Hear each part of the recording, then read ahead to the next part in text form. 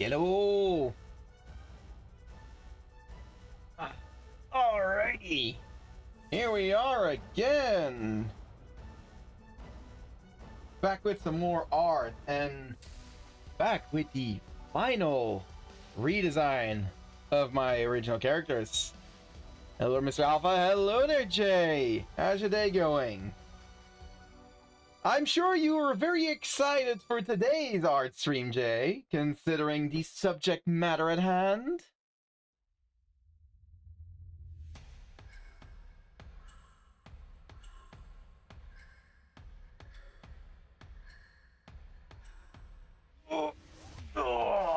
Whew, big stretch.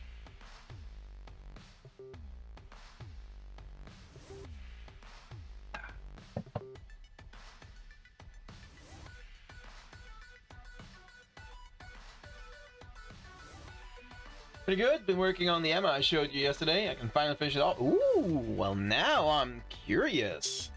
Very much looking forward to seeing that finished result. So far what I saw already looked really good.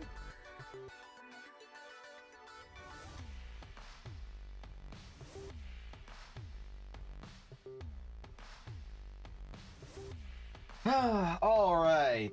So, I will say, Aimiko has proven to be a little bit of a struggle. I really wasn't sure where I wanted to go with her redesign. She's probably gonna have the biggest departure. Because if I compare with the others, Evelyn looks pretty similar to how she looked before. Mostly just some color changes and some detail changes. But the general outfit, like, still the same. She has her hazard stripe crop top. She has her, like, the tool belt with the baggy trousers, as well as the heavy metal boots underneath. What was to make her look more sexy than Moe cute? You honestly nailed it. Like, to be honest, Emmeline can, like, really ride this fine line between them.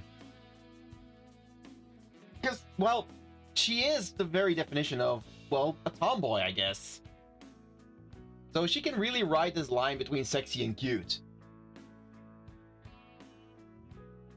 But yeah, as I was saying, Evelyn was pretty simple to do the redesign for, because I was already very happy with the general balance in her shape language, being very heavy on the bottom part of her design, mostly because of those boots and like the baggy trousers, but then having her top be more conform to her silhouette, with the exception of course, her Dropner engine on her back. Kara was kind of like middle of the road. Like, took me a little bit of time to figure out where I really wanted to go with her. Like, I was fairly hold up, there we go, that's the one. Like, this was something I was fairly confident in, because this is how she generally tends to look without her hoodie in her previous form. I think the main thing that I changed is I made her shorts a little bit longer, like have less of her cheeks hanging out at all times. Then just the hoodie was the completely new change. Her previous hoodie was definitely more modern, but I wanted to make it something more fantasy, a bit more traditional D&D leaning. And you know what? I ended up actually being pretty happy about this one.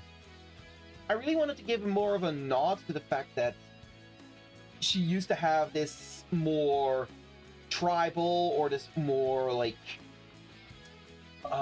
wanderer kind of style or origins, and I really wanted to show that in the hoodie. I think I've kind of nailed that. It's also because of how you draw her eyes. She does have pretty sharp eyes, yeah. And funny enough, this is actually something I didn't realize until later. But I actually, out of all three of my girls, funny enough, Emily is the one with the most pronounced eyelashes.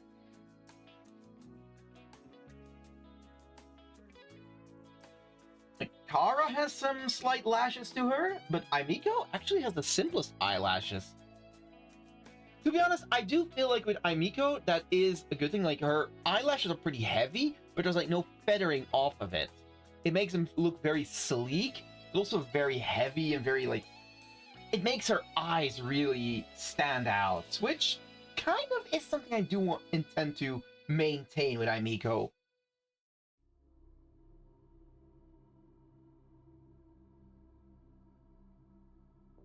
To be honest, all of my girls have fairly angular eyes. I guess, yeah, Kara is the one that leans closer to having a more cute style. I mean, she is also the more petite of the bunch, but her eyes also tend to be a bit more rounded. It's a shape that screams naughty, so I was like, I can work with that. I mean, yeah, she is, she, like, kind of like Aimiko, she's also very playful, very rambunctious, but in a different way. Aimiko is playful and rambunctious in, like, this typical seductress kind of style. Like, she'll toy with you and stuff. Aimiko just wants to have fun and just roughhouse. Like, saying getting down physical to either Emmeline or Aimiko gets a completely different meaning with each of them. You say let's get down physical to Emmeline, and she'll like, all right, what are we doing? Arm wrestling? All right, let's go. Come on. Like, she is this very go non-stop character. Like, just go full throttle. While if you say let's get down physical to Aimiko, well, she is going to pull the bedroom eyes on you immediately.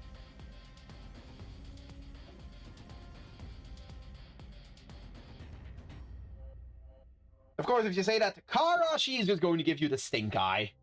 That's why I wait until you finish Miss Styles before I continue. Well, I did already mention before, I wasn't going to massively change the characters themselves. It was more going to be like an outfit update. The characters themselves are going to stay pretty similar to what they are because I'm very happy with where the characters are. Like, Emmeline, you take away Emmeline's clothes, she is still the exact same character from before. Same with Kara. Aimiko, I might do a slight change on her hair. Not on her bangs, mind you. I'm actually very happy with her bangs.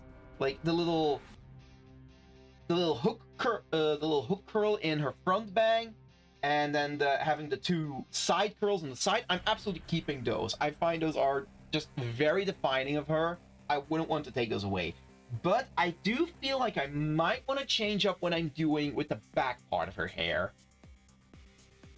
I'm not entirely pleased anymore with the way I do that. I feel like I can do better. The last time someone said it to me, the whole character changed. Yeah, no. I am very happy with the base design of my girls. It's just that I kind of wanted to change their clothing to fit more of the direction I might want to go for like a shared setting I was going to give them. Because I had first design them with a more modern setting in mind, but I've decided I want to step away from that and go for more of an original setting that I have always been toying with, and I might actually start working on a bit more. Well, I mean, I am working on it a bit more as I'm running a D&D campaign within that setting, but I have always been a fan of Mage Punk. Think like Arcane. Arcane is the very definition of a Mage Punk setting. I absolutely love that aesthetic. And that is definitely something I want to start leaning in towards more for the shared setting where these three girls will live in.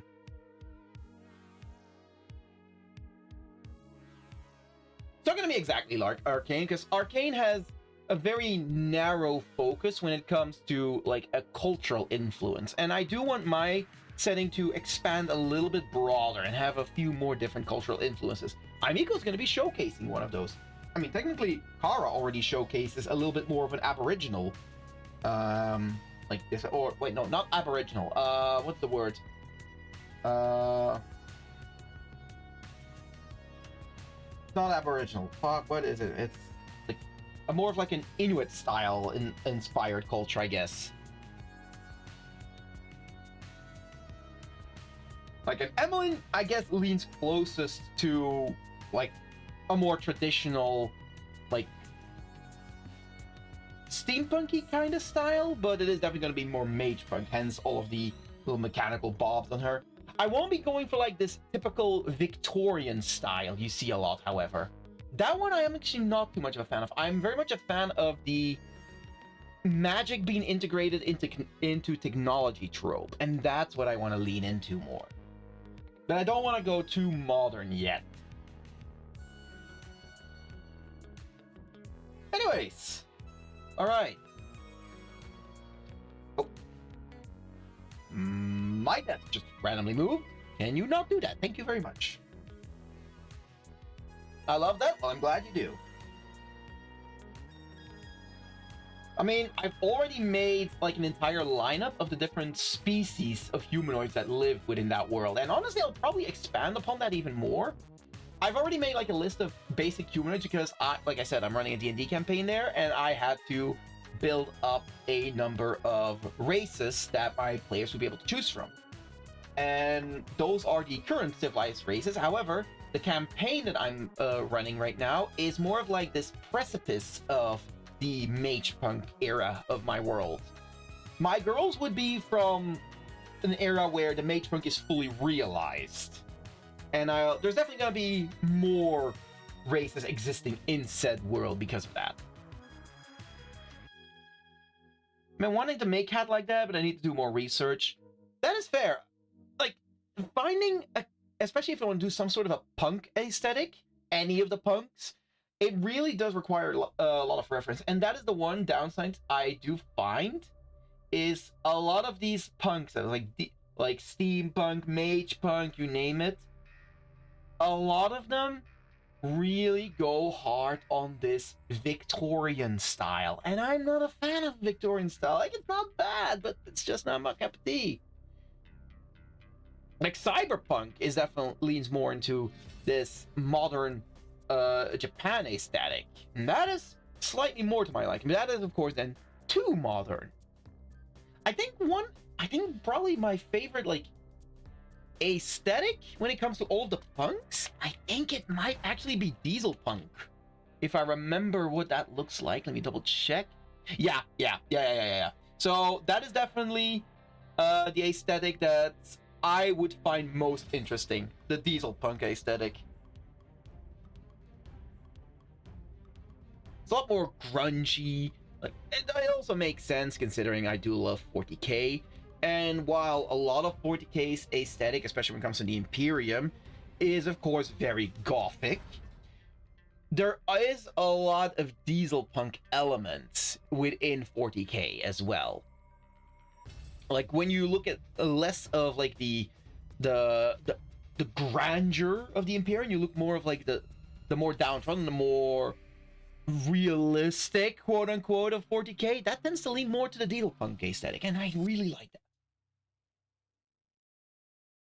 So yeah, but if I like, okay, you know, let me type out mage punk into Google, search real quick, and have a look. Yeah, so you see all of these like little brass details. You see so many of these like little frills. Again, like, you have this very Victorian. It's basically steampunk, but replace the steam with magic, and that's kind of what you get when you look up mage punk. And I do kind of want to step away from that.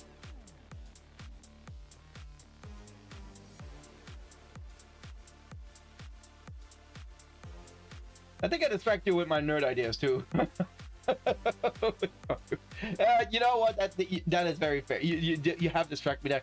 But we all know I can go on a ramble when it comes about anything artistic, and like, this was a ramble about aesthetics of different punk styles. So you know what? This is on brand for me. But yes, we should get drawing as well now.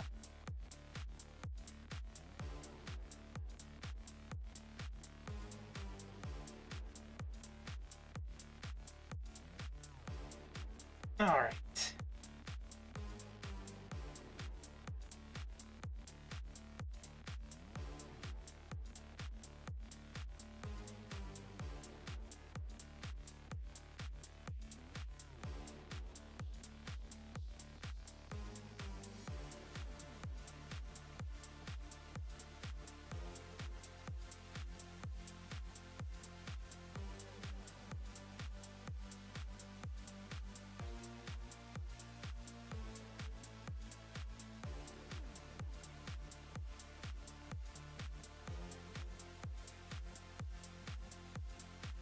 I'm the same. It was just something I noticed with Emma, and it always fascinated me how the one that's the most tomboyish had the sexiest looking eyes. I mean, to be honest, Jay, isn't that a very subjective opinion? Because I'm pretty sure that there are people out there who would find the more moe style eyes on Kara to be more sexy, especially if we like take away her hood.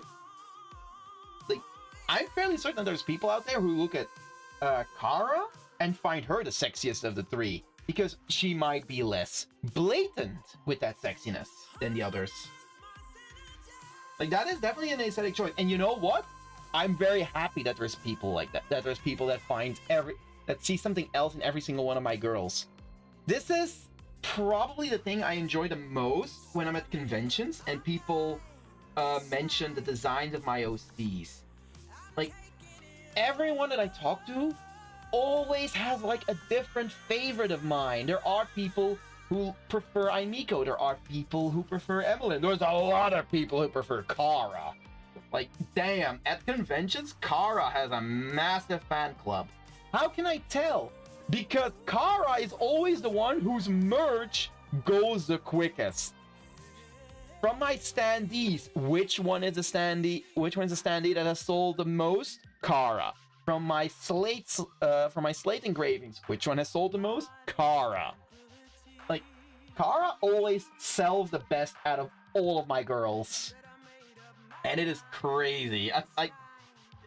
It is very obvious. The others have their fans too, and I have plenty of fans who like all three of my girls. But the amount of people that just love and prefer Kara out of all three is crazy.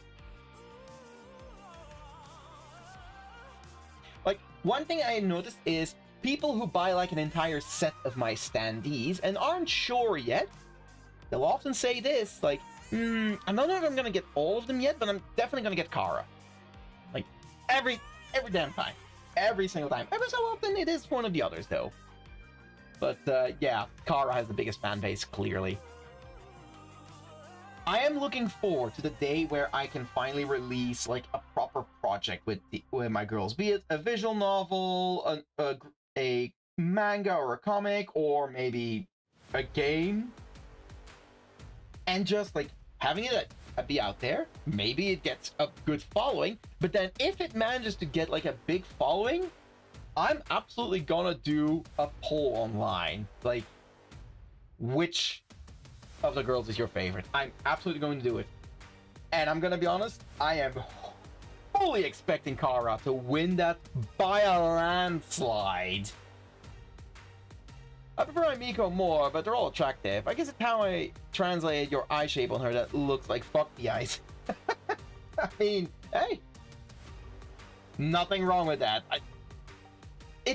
Honestly, I take it as a massive compliment that people actually look into my OCs as much. That people are that invested in my girls that, I mean, for starters, they're doing art of them. That's already something that is amazing to me, that people want to draw my characters.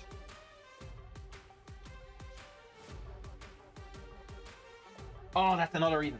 I'm always looking forward to the biggest Comic-Con of Belgium that I attend, which is Facts in Ghent. That is one convention I'll always look forward to for several reasons, but one of them is there's always this one girl that visits my booth at Facts every time, and every time she has made some fan art of one or more of my girls. And I treasure that so much. I have all of that fan art just stored away in like a binder securely inside one of my cupboards. Like, that is safely stored away. And also, nice catch there. You called Joel. Congratulations.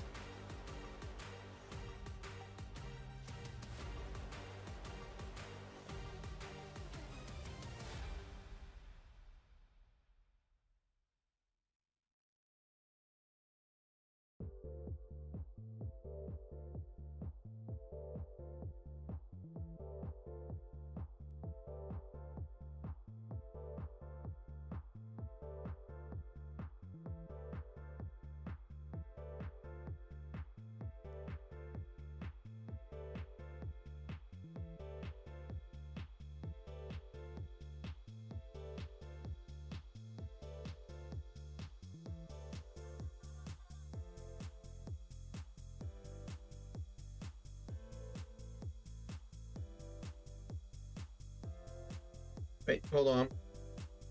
Needs to go like this. This is the front bank, so the curvature needs to go this shape. Otherwise, it wouldn't make sense.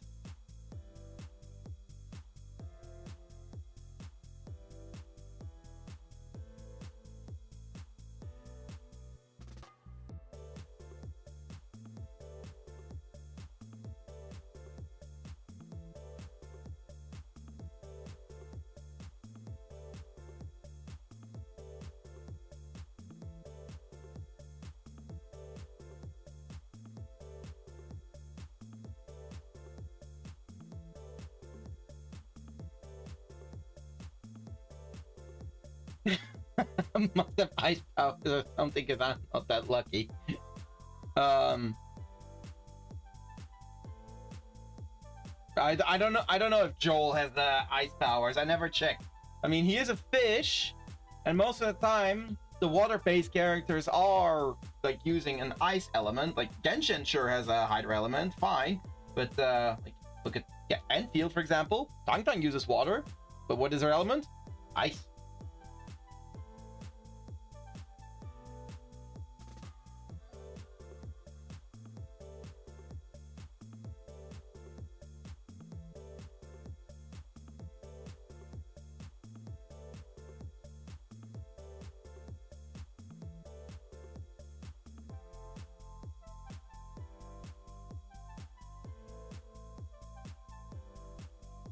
I will say, I am thinking of retiring the fishing minigame. Like, there's a lot less interest in it right now, and I mean, I still have technically I still have a to-do list of fish redeems I still need to draw.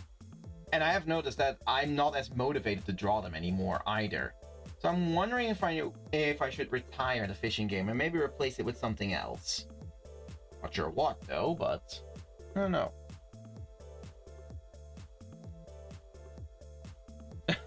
Tell me why I lost to her in the last banner. I'm sorry. All right. Speaking of Arknights of Enfield, once again, my gacha luck is just absolutely perfect. I always have been pretty immune to FOMO, so I can easily skip a character on a banner. I completely skipped Fang Yi, which, like, after I used her a bit, like, she's fun, but I'm good without her. I wanted Mifu, so I saved up plenty. I pulled for Mifu, and then 20 pulls in, I got a 6-star, but I lost to another Rossi. I am not bad. Rossi is one of my favorite characters to play right now. I love her design, and I love her playstyle. Rossi is so much fun to use. But Mifu is also extremely fun. And I managed to get her 60 pulls later. Which, by the way, 60 pulls barely made a dent in what I had saved. I am very good at saving my resources. Oh, nice. There's the 75 stream streak. 25 more to go, and I'll give you VIP, Devlock. I will probably regret those words, but I made a promise, and I do not go back on my promises. Rossi is adorable. She absolutely is. Like, here's the thing. I wanted to try and see if I could make some not safe work art of Rossi. Nothing I made felt right. Like, it all felt too much or just not fitting. No. So I instead made the art that y'all saw, which is really good. It was my bestseller at Dokumi. But yeah, that's the funny part. Like, I still want to try and do some not safe work art of Rossi, but for some reason, it's just not clicking. I don't know.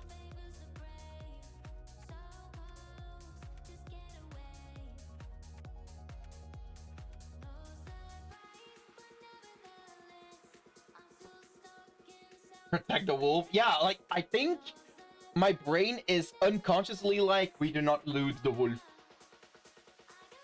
But you know what? Fine, okay. I'll draw something of Perlica then. I haven't drawn anything of well, no, I do have a sketch prepped of Perlica. But I actually haven't drawn anything Enfield or even general Arknights at the moment. I'm kind of focusing on my girls right now. Because in my physical sketchbook, I am actually working on a little extra design for Emmeline. Because, as I mentioned, I'm basing these new designs a bit more on also giving them each of them a D&D class. Emmeline is an artificer, and specifically she would be a battlesmith, which means she needs to have a mechanical companion. So, in my physical sketchbook, I'm actually currently working on a mechanical boar that Emmeline will have as her companion. Focusing on looting the love box.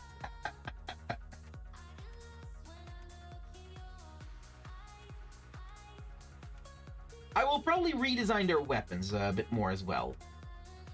I'll still maintain the same general aesthetic. Well, again, Aimiko doesn't have any weapons, but I will be redesigning Emmeline and Kara's weapons a bit more as well. Especially Kara's, I feel, needs to get a bit more, like, streamlined.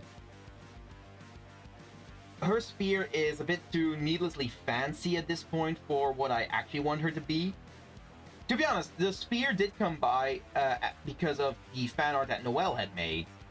And it was cool. I love it. And I actually used that spear in a lot of her official art. But I feel that with the changes I've made to both the setting and her character, I think I might want to update that.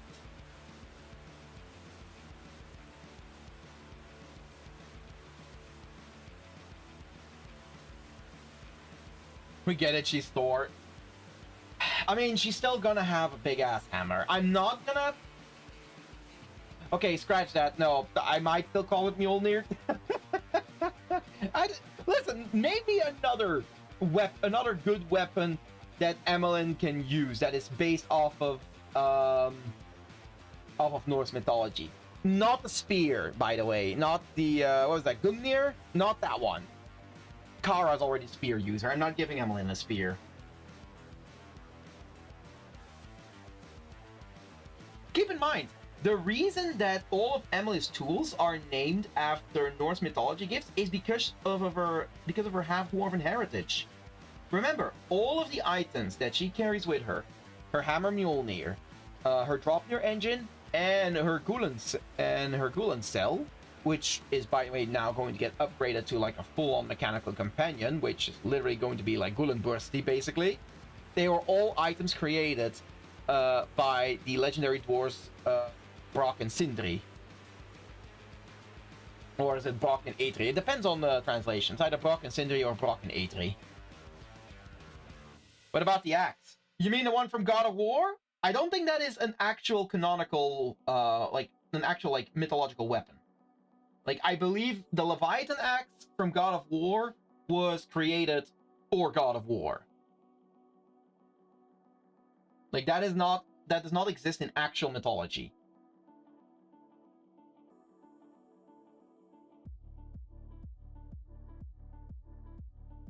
Thought it was legit? Nah, it's not. No, they made the Leviathan because I'm pretty sure that. Okay, I could be wrong. But I'm pretty sure Kratos' wife is also not from actual mythological. How do you know what I was talking about? Because I know God of War. I'm a big fan of God of War. I actually have the OG, like the actual God of War Norse reboot. I don't have Ragnarok, but I do have the actual God of War. I haven't played it yet because back when I got it, my PC couldn't handle it graphically. Now it probably can, but I still just haven't gotten around to playing it properly. But yeah, I know God of War. Sorry. I say God of War, that's confusing. God of War is the Greek games. No, I know that of boy.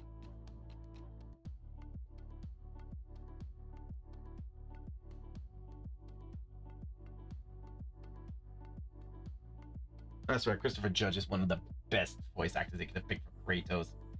Like, my goodness, whoever decided to put him on that, A+ casting.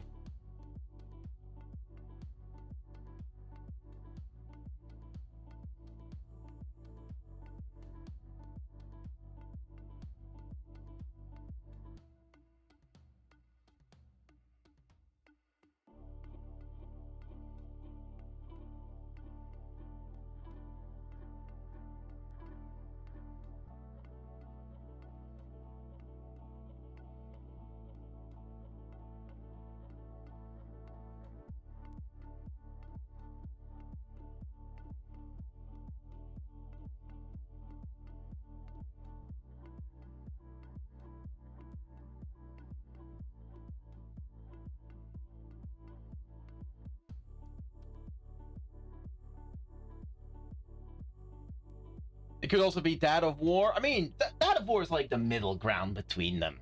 No. It's no. It is absolutely Dad of Boy. And come on, if you've played the game, you know it is Dad of Boy. There's no denying it.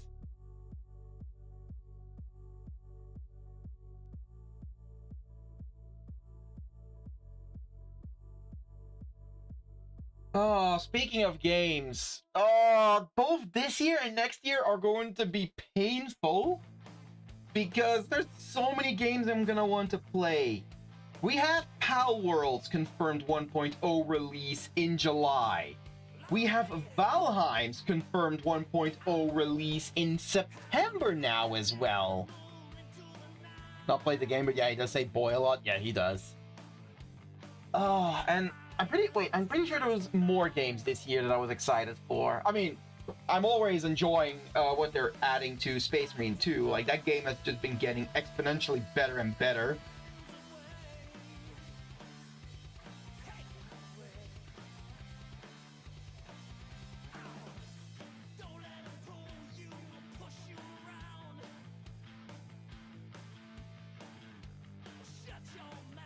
I own Pal World and close to 100% achievements in it. I've spent 400 hours in it. I was playing it a lot, but then I quit at a certain point because I was like, you know what? I enjoy this game.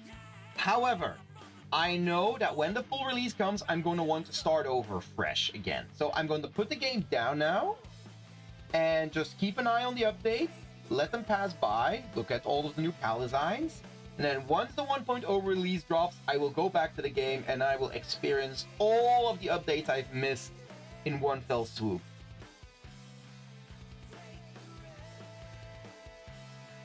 I kind of did the same with Valheim, but to a lesser degree, mostly because I played Valheim with a couple of friends, and they always wanted to keep on playing it a bit more. But we did also agree now to basically stop playing for a bit until we get the full release as well.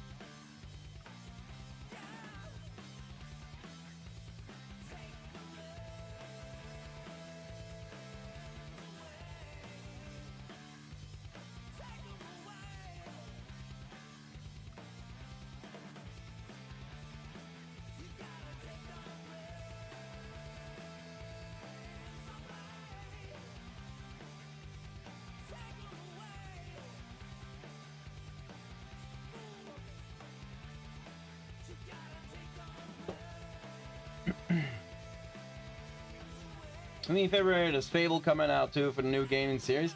There's a new Fable game coming? Damn. Never expected that one. Still waiting on the Tide of Annihilation release date. That one doesn't ring. Oh, right. Right, that reminds me as well. Dawn of War 4 is something I'm excited for. Total Warhammer 40k, I am tentatively excited for. Right, and of course, then there is the Persona 4 remaster. That is coming next year. Definitely excited for that one.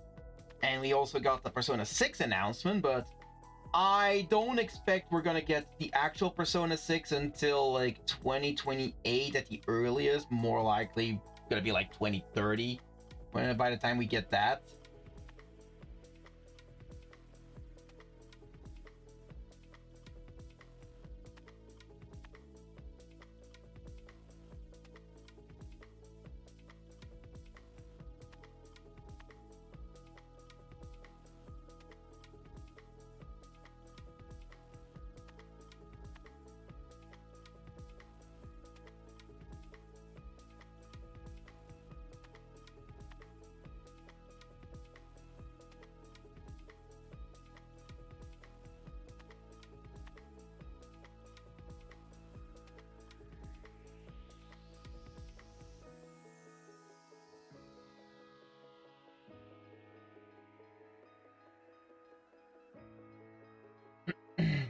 Yeah, it was announced years ago for it coming out for Fable. That on Steam. My Steam wishlist since back in 2024. I mean, that's not too bad yet.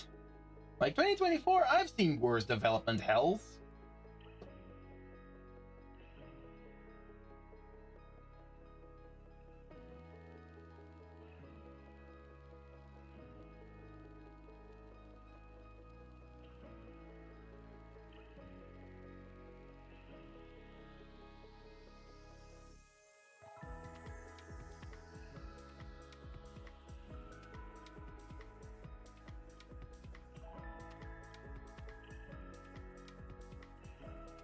I mean, like GTA 6.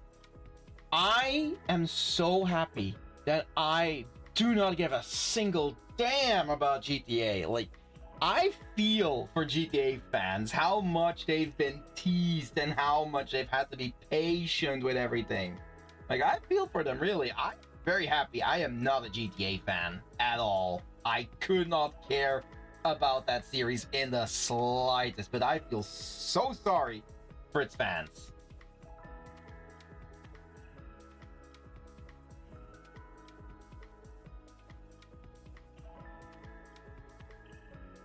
I used to feel sorry for Pokemon fans as well, but not anymore. Like, I'm sorry, Pokemon fans, but if y'all are gonna treat any competition Pokemon gets with hostility, just get out. I'm not opening up that can of worms again. I've rambled about that enough. We're not gonna dive into that.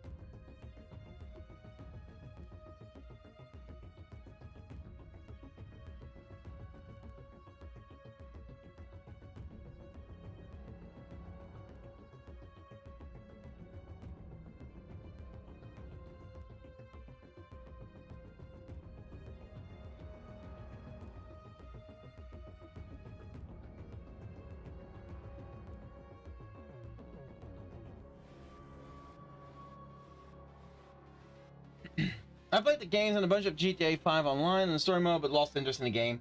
Yeah, for me, it's never been too interesting. I was a fan of Saints Row, however, until the most recent entry.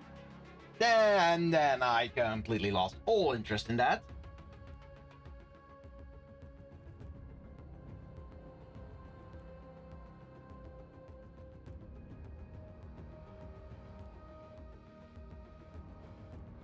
There's so many games that I stopped being a fan of, and looking back then, I basically got off at the ground floor, and I've always been very happy in the case of most games for that. Like, that was definitely the case with Dragon Age, with Mass Effect. Like, I always stopped being a fan of a game once it started going downhill, in my opinion.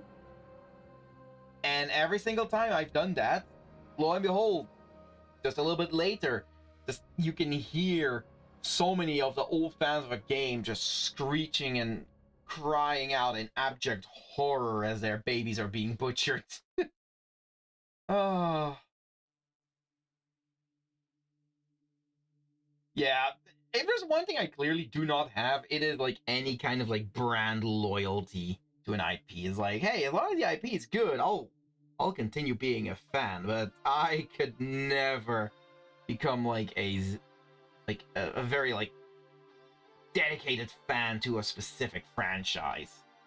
Like, I have franchises I really like. Like, I'm a very big fan of always have been a very big fan of Arknights, but I'm not a like zealous fan of that. Case in point, I stopped playing Arknights itself for the longest part. Still haven't gotten back to it. Same now if it's a watch brand. Yeah, no, same there. Like, I do not have a single brand that I am actually, like, genuinely loyal to. Sponsors would not find me a good target at all.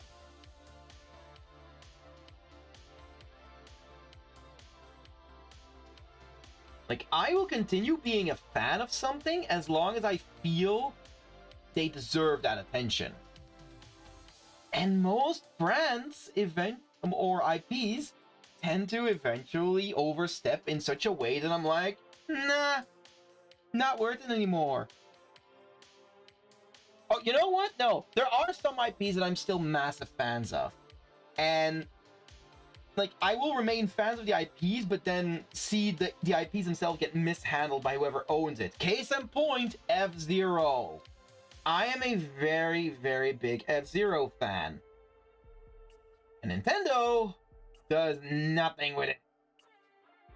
Like, the best F-Zero fans can hope for is another Smash Bros. Reference. But at this point, with the way Nintendo has been going, I don't even want to see a new F-Zero game, because it's gonna be garbage.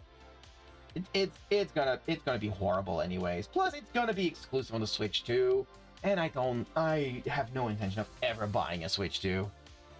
I have a regular Switch. If a new F-Zero game comes out and releases on that, I might consider buying it if Nintendo gets their head out of their asses by then.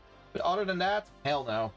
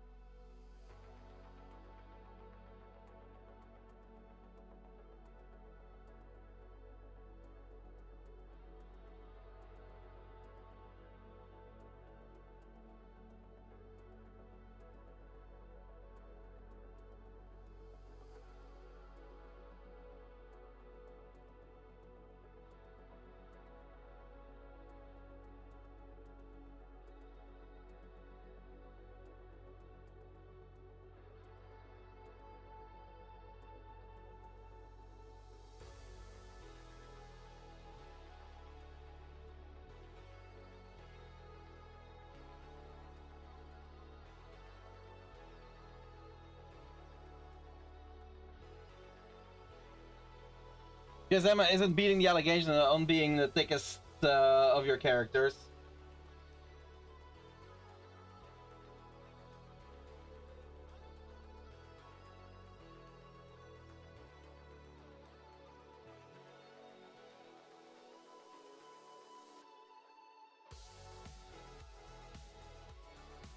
He's not that thick in this one.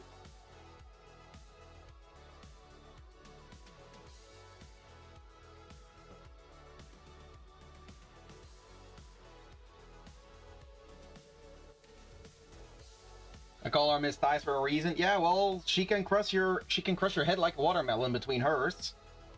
Genuinely, she would be the one capable of doing so.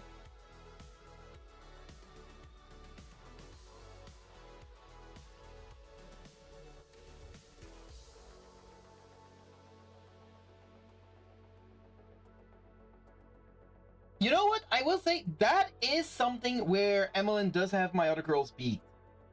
Like, Kara definitely has the biggest sales when it comes to most of my OC merch. However, one of my, I think actually my biggest best-selling OC print is the one of Emmeline like forging a sword, the one where she's topless, because her abs are on full display there. Like that one is probably my best-selling OC print. Oh, right, Jay, and everyone else that's outside the European Union, I have good news. So I've mentioned that I was starting up a web shop, which, by the way, will probably go live for the weekend. So exciting! However, I did already warn that at the moment I am not able yet to ship outside of the EU. Now, I did partner with a logistics company that might make that a bit easier to do, so you might not have to wait as long. But Vogres, the people who I order most of my physical merch from that I can't get made locally, like my acrylic stuff, they are starting up a new project. They are starting up a print-on-demand service with a built-in webshop platform that can be hosted by artists.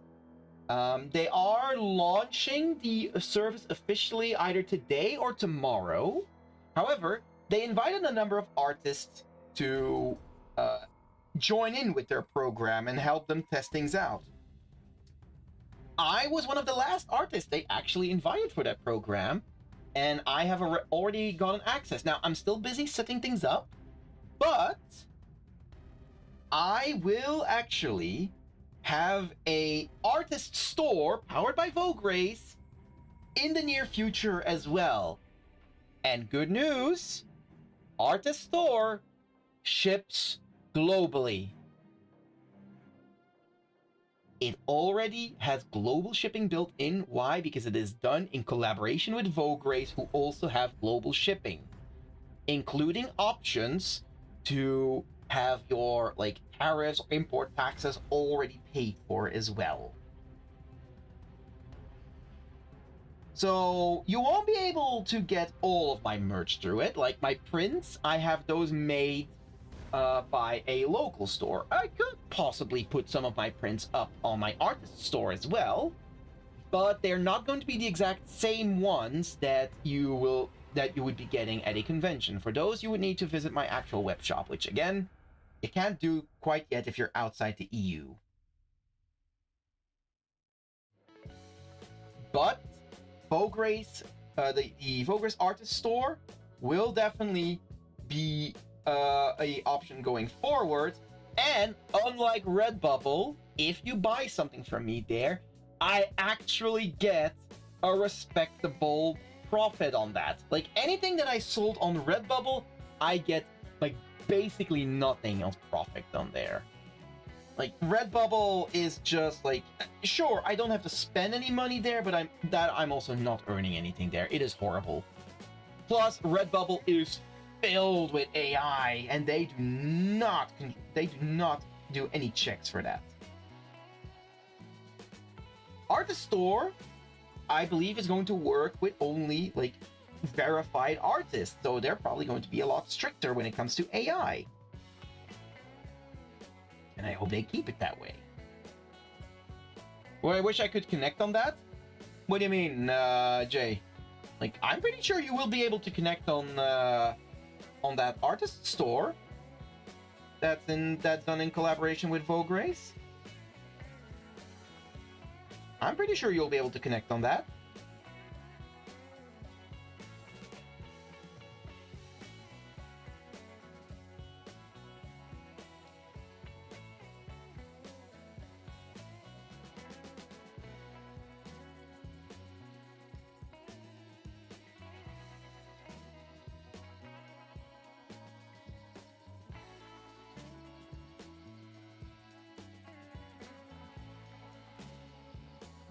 But don't worry, once it goes live, I will absolutely make an announcement of that in the Discord and on all my social media as well. Same with my actual web shop.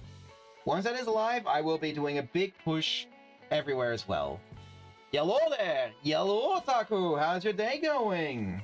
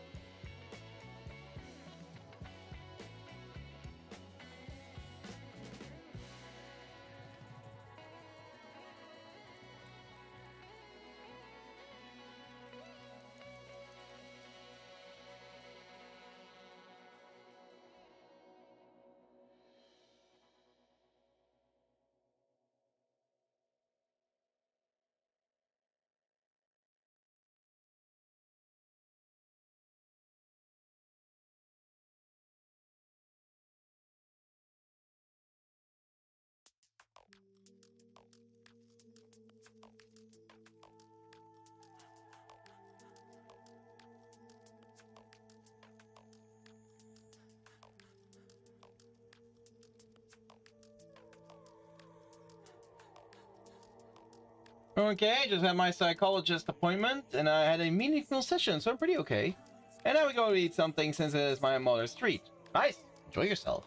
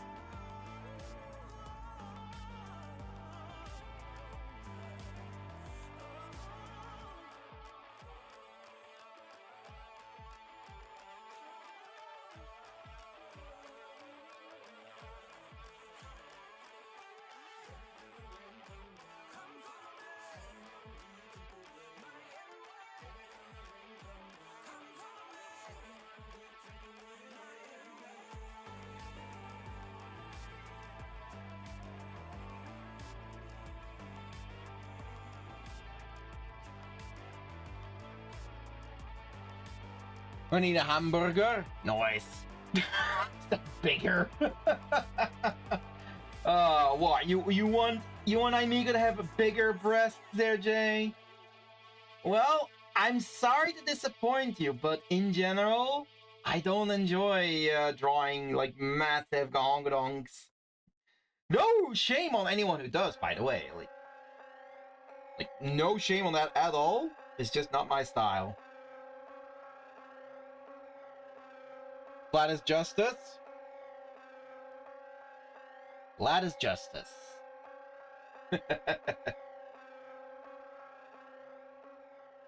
No, I kind of like all sizes when it comes to breast sizes, except for like the very big ones. I feel like those can be a bit ridiculous.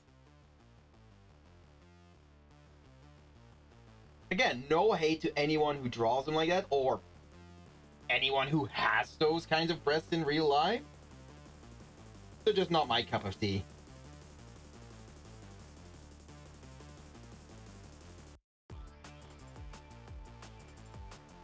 They're telling me I've been drawing her wrong this whole time? I don't mind you drawing Aimiko with even bigger breasts. Like, go for it. Go nuts. Heck, a friend of mine drew Kara with massive breasts as well. I don't mind.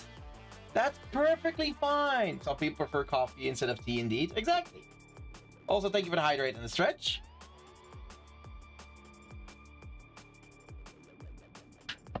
But yeah, like, this is one thing that you always need to remember if you are someone who wants to draw art of my girls. If your art is not like a perfect representation of my girls, if it does not adhere to their designs to the letter, don't worry about it. Like, really don't. I do not mind at all. Like, there are certain recognizable things on my girls that, like, oh, if you add those, I'll recognize them as my girls, and I will very much appreciate that. But you can draw my girls however you like. Just don't, like, put them through, like, traumatic horrors and stuff too much. Like, if you want to draw them like that, go for it, but I will choose to not interact with the art you draw then. But I do not mind at all if you take your own spin on how to draw my girls, like, gender bend them, change their outfits, change their bodies, change their hair. I do not care at all. As long as you just try not to, like, put disrespect on the girls or on me or on their designs, I do not mind whatever you're drawing. Alright, make a gender bend of them. Go for it! Like, if you people want to draw a male version of Emmeline, a male version of Kara, a male version of Aimiko, do it. I want to see it. I won't be doing it, so you do it. And if you do it, I want to see it. I do not mind at all. Hey there, Hickory. I can see you in the YouTube chat there. How's your day going? Aha! I was watching the YouTube chat this time. I wish I could. Otaku, let's be honest. If you could draw my girls, you would draw them as girls. You would not be drawing them gender bent. Let's be entirely honest here. You would be drawing them you would not be drawing them gender bent.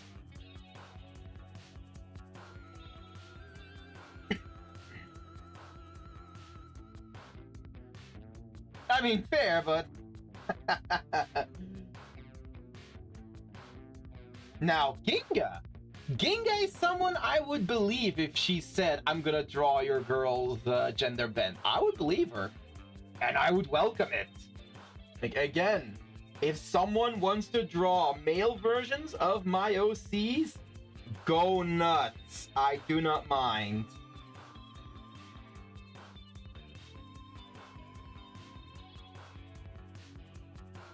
I always thought you made them balance each other. One top heavy, one bottom heavy, and one small all the way.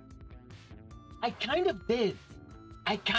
Like, you are right in that regard. Like, Aimiko is supposed to be a bit more top heavy, although I do want to try and keep her proportions a bit more balanced. Like, okay, here's, for example, one thing I don't like. I don't like top heavy characters that do not have the hips to match. Top-heavy characters, unless you're talking like male characters that are built like a bridge. Like, those characters, those can be top-heavy and be smaller at the bottom. But like, when it comes to female characters, if you're gonna build a top-heavy character, give them a bottom to match as well. Like, come on, it only makes sense. It only further enforces the feminine form. If you want them to have a masculine form, you step away from that. But if you want them to have a feminine form, you do that. But indeed, I do indeed want to go for a more top-heavy character, which is Aimiko, more bottom-heavy, which is Emmeline, and then more light across the board, which is absolutely going to be Kara. I went out of the way to make Haruki more balanced, and good on you. Also, hey there, Diego! Greetings from the gym.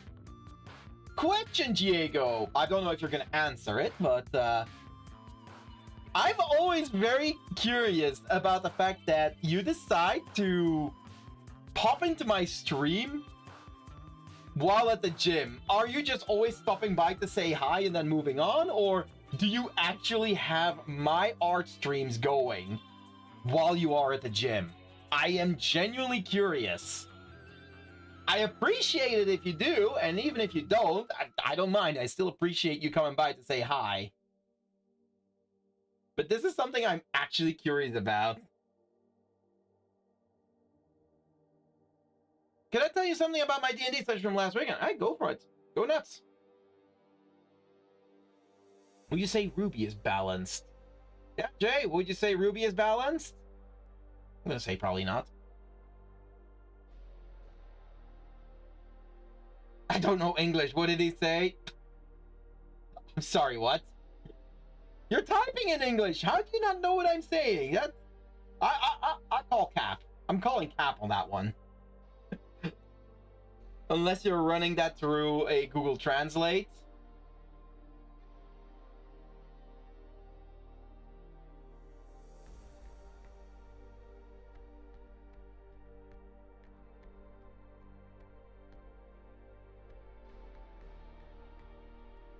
Where does my question even more?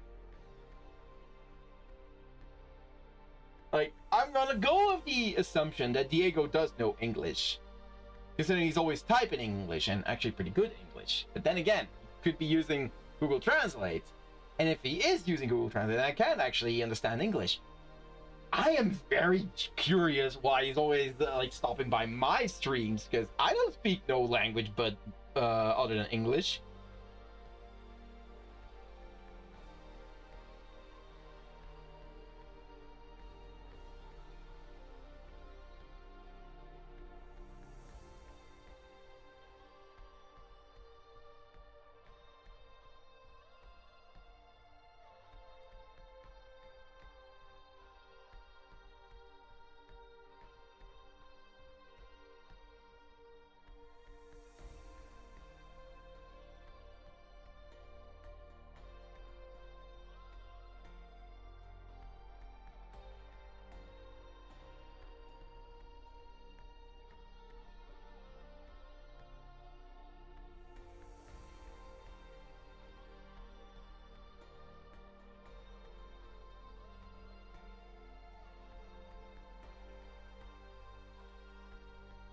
Just in case, does someone want to answer Diego's question there?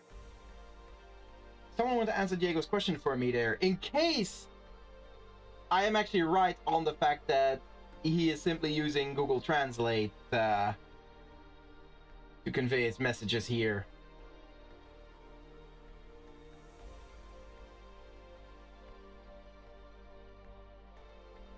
I don't know what you did say, oh crap, right, it was ad. Right. So the thing is, I was wondering, Diego always stops by and says hi from the gym.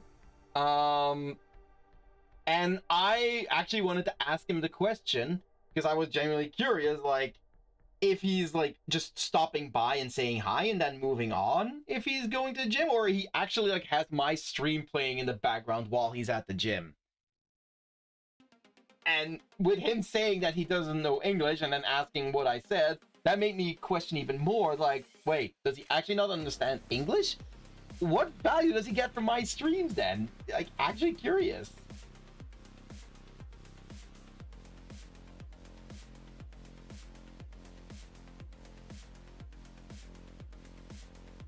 Like, that is the context.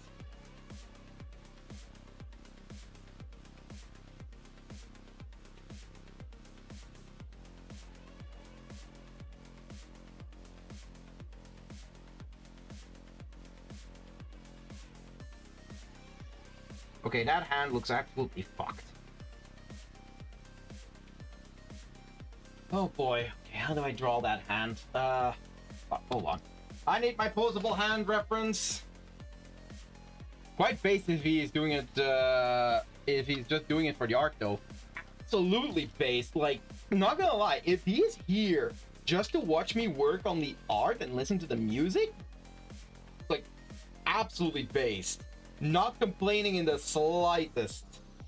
Like, it is really cool if that is the case.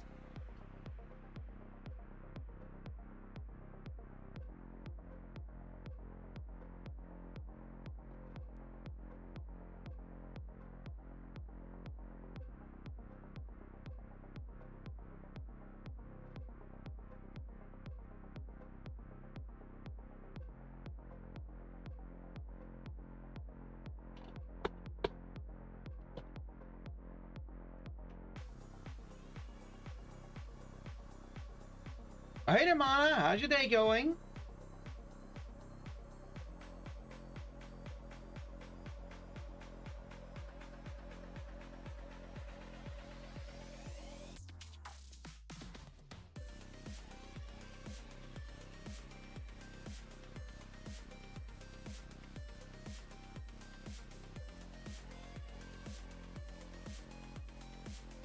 Okay, hold on. I need to...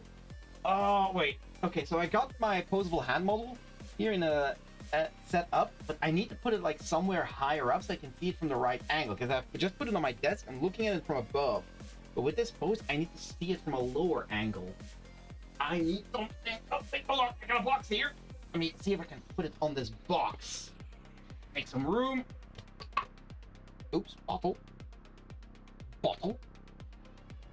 Pretty EP, but having an okay day. Oh, that's something. Okay, nice. Perfect. Oh, oh, this is so scuffed.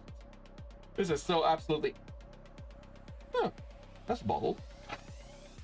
Put that back where it came from.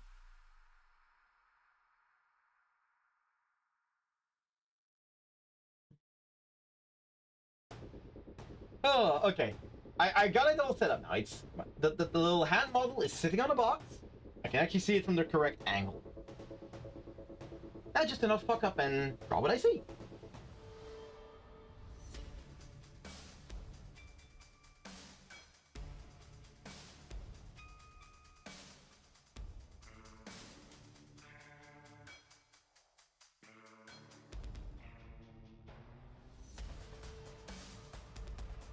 Rotate it a little bit more this way. There we go.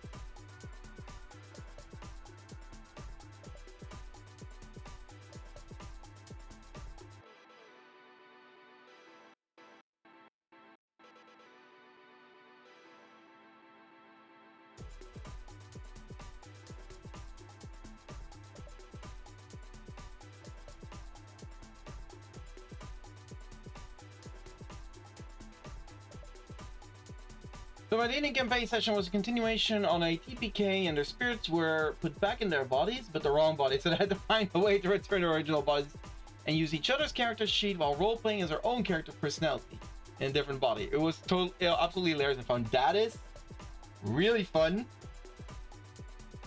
I might take that. I know that's an idea that's been done to death already in like movies and anime, but reading that out loud again for like D&D is like, I really should put my players through that at some point.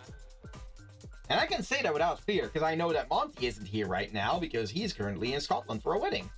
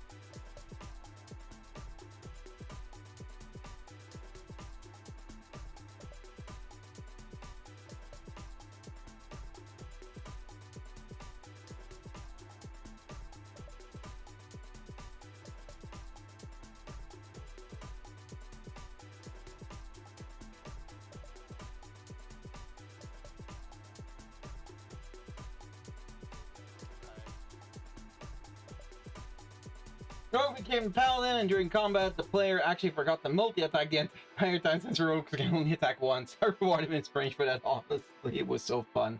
Nice. Quick arm transplant operation, be like, yeah, just basically take like, wait, is that arm just as long as the other one?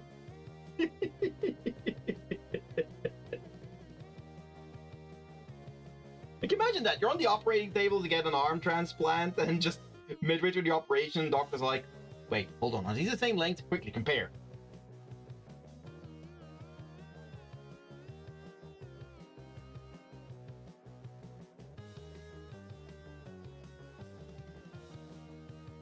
Anyways, how's your day going, Triangle?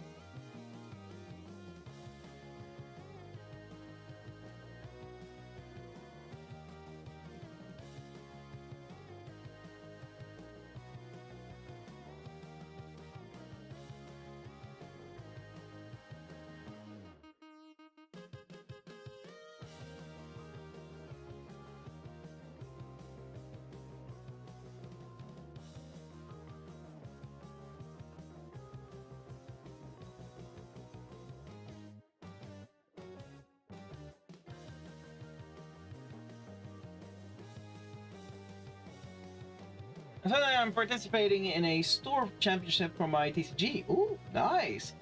Is it at our local gaming store, the one we always used to go to, or is it a different one? Lost my lunch break because idiocy, otherwise alright. Oh no, what happened? How the heck did you lose your lunch break? And, you know, better to lose your lunch break than, you know, lose your lunch.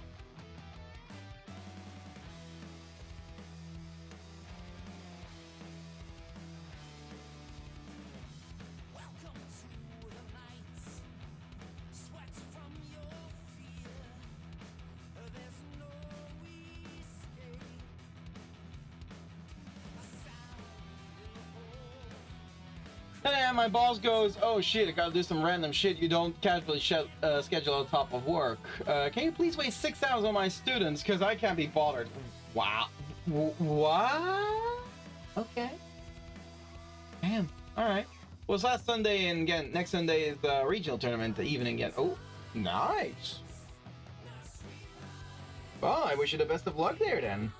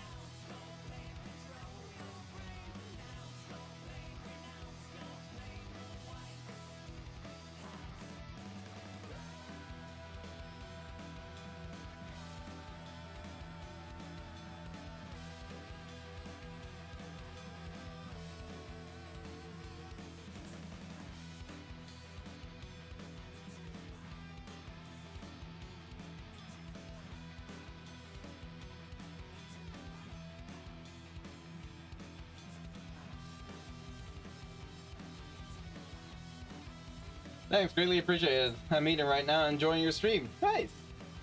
Well, enjoy your food as well then. Right, speaking of food, I did a slight whoopsie yesterday. So some of you, maybe most of you, but some of you probably know that I used to do intermittent fasting. Which, for those of you that don't know, intermittent fasting is where you basically take on like an eating schedule where you are only allowed to eat during 8 hours every day, and for the remaining 16 hours, you fast. You only drink water or unsweetened tea. Now, I've been doing that for quite a while already. Like, I think I've been doing that for like going on 2 years, I think. At least a year and a half, at the very least. And I've been doing just fine with that. I do drop that intermittent fasting schedule whenever I go to a convention, because it's just not possible to do it there. But I recently decided to start cutting a bit more carbs out of my diet. Which, all fine and well, no problem with that.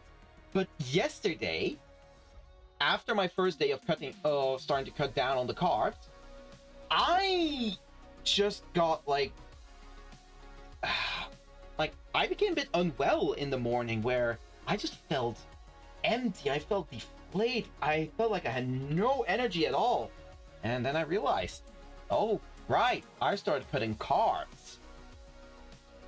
But with my intermittent fasting hours, I skip breakfast. I do my work, my physical labor work, on the last hours of my fasting period. When my body is basically completely empty in terms of food and fuel. Now, normally this isn't an issue because I included carbs into my dinner as well before my fasting hours entered. But with cutting the carbs from that, like I ate plenty of proteins, plenty of fiber, but not a lot of carbs at all, I basically ran out of juice. I completely ran out of energy yesterday. So I realized, like, okay, you know what? If I'm gonna be cutting out carbs, I'm gonna have to drop my intermittent fasting schedule for a while. But honestly, that's not too bad. The intermittent fasting schedule has gotten me in this habit where I eat a very good lunch and a light dinner, and don't eat anything during like the late evening to the night. Which is a good practice, because eating too late, well, that is just prime fat that you're going to be adding onto your body.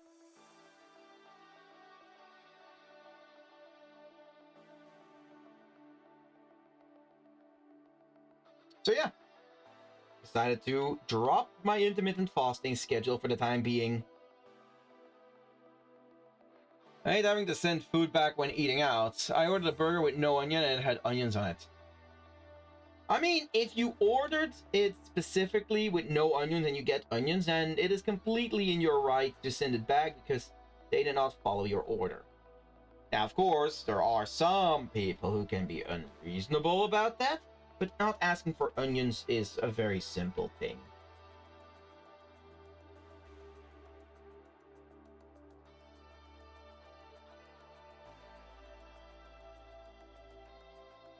I personally could not imagine removing anything from a burger.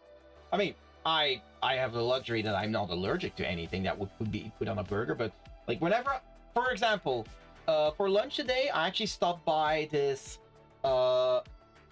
this little shack that someone puts up here on the road every so often where he sells hamburgers. I actually stopped by there because I noticed, oh, he's open and he doesn't have a big crowd in front of him. Let me go order something there. And whenever they ask me like, hey, what do you want me to put in your burger? It's like, everything you usually put in it. Just give me the full meal. I like that. That is very easy, and that gives me the independent experience of the burger. My intermittent fasting schedule is that I don't eat scrap for a whole shift once a week. I mean, it technically counts as intermittent fasting. I'm not sure if it's really good kind, but yeah. I just like to eat raw onions right now. It makes my tummy go, oh, fair enough. Oh, it was raw onions in there? Okay, you know what? That is more reasonable. Yeah, if you're not a fan. Like, if they were, like, cooked onions or dried onions. I mean, even then, if you don't like onions and you ask for them to not be added, that's perfectly reasonable. Like, especially on something like a burger.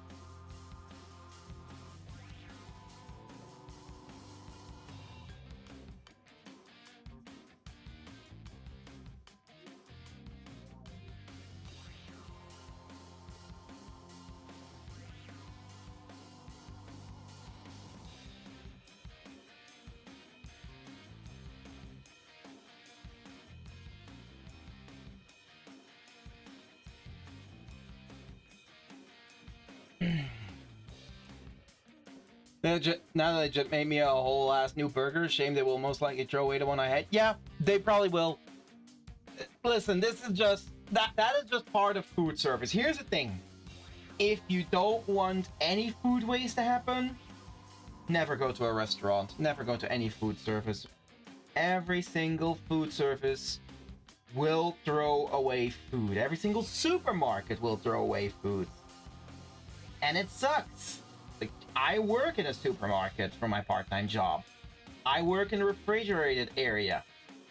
We throw the most food away out of every area in our... Okay, maybe the butcher shop might throw away more food than us, but still, we throw away so much food at our job. And we have to. This is just how that industry works, especially when it comes to like food safety regulations. Now, sometimes it's warranted, like if I grab a packet of cheese and the cheese has more blue and green than yellow, Yeah, that's very justifiable to throw that away. But well, sometimes we'll have things that are basically on or just past their expiration date, look perfectly fine, would be perfectly edible. Nope, we gotta throw it away. It's just how food safety regulations work. Non-perishable section is chili? Oh, they absolutely are.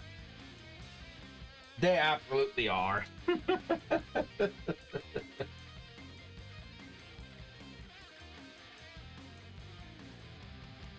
Like, the only time that our non-food section in our grocery store has to throw away something is if something is completely broken, which doesn't happen that often.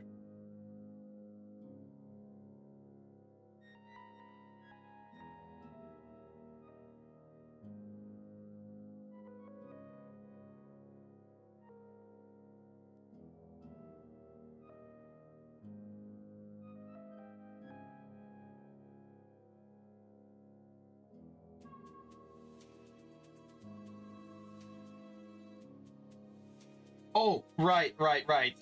So I actually have a story from work today. So at the grocery store that I work at, for those of you from Belgium, you might probably know it. I work at a Colruyt, which is known for being a chain of supermarkets that has a lot of like special promotions and deals going on, and pretty damn good ones. However, most of those deals and those promotions are being paid for by the manufacturers or the producers of the goods. Now, over in the refrigerated area, we have a section as well where we put our promotional stuff. It changes every 2 weeks. We have to swap it out for different things. However, we always have to make sure to keep that area stocked because, of course, the manufacturers and the producers pay for that. So they want us to really display their products.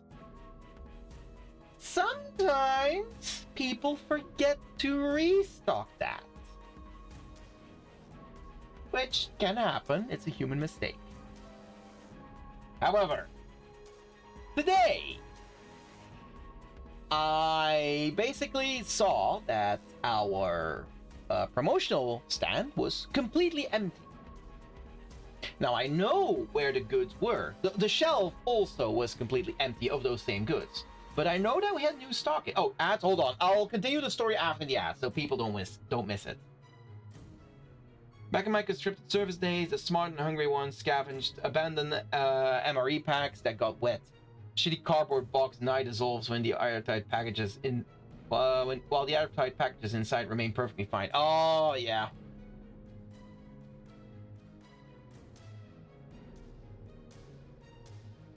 Yeah, that's honestly a thing with us as well. A lot of the like products that have damaged packages, but the product itself is still fine. Now we don't throw those away. No, we actually have those picked up by a welfare organization that will basically hand them out to the needy, to like homeless people or people that don't have a lot of money for food. Like, I'm not sure what you call it in English, but over here we basically call it the literally translated food bank, Voedselbank. That is basically what we call that here. I'm not sure if that's the proper term for it in English as well, however.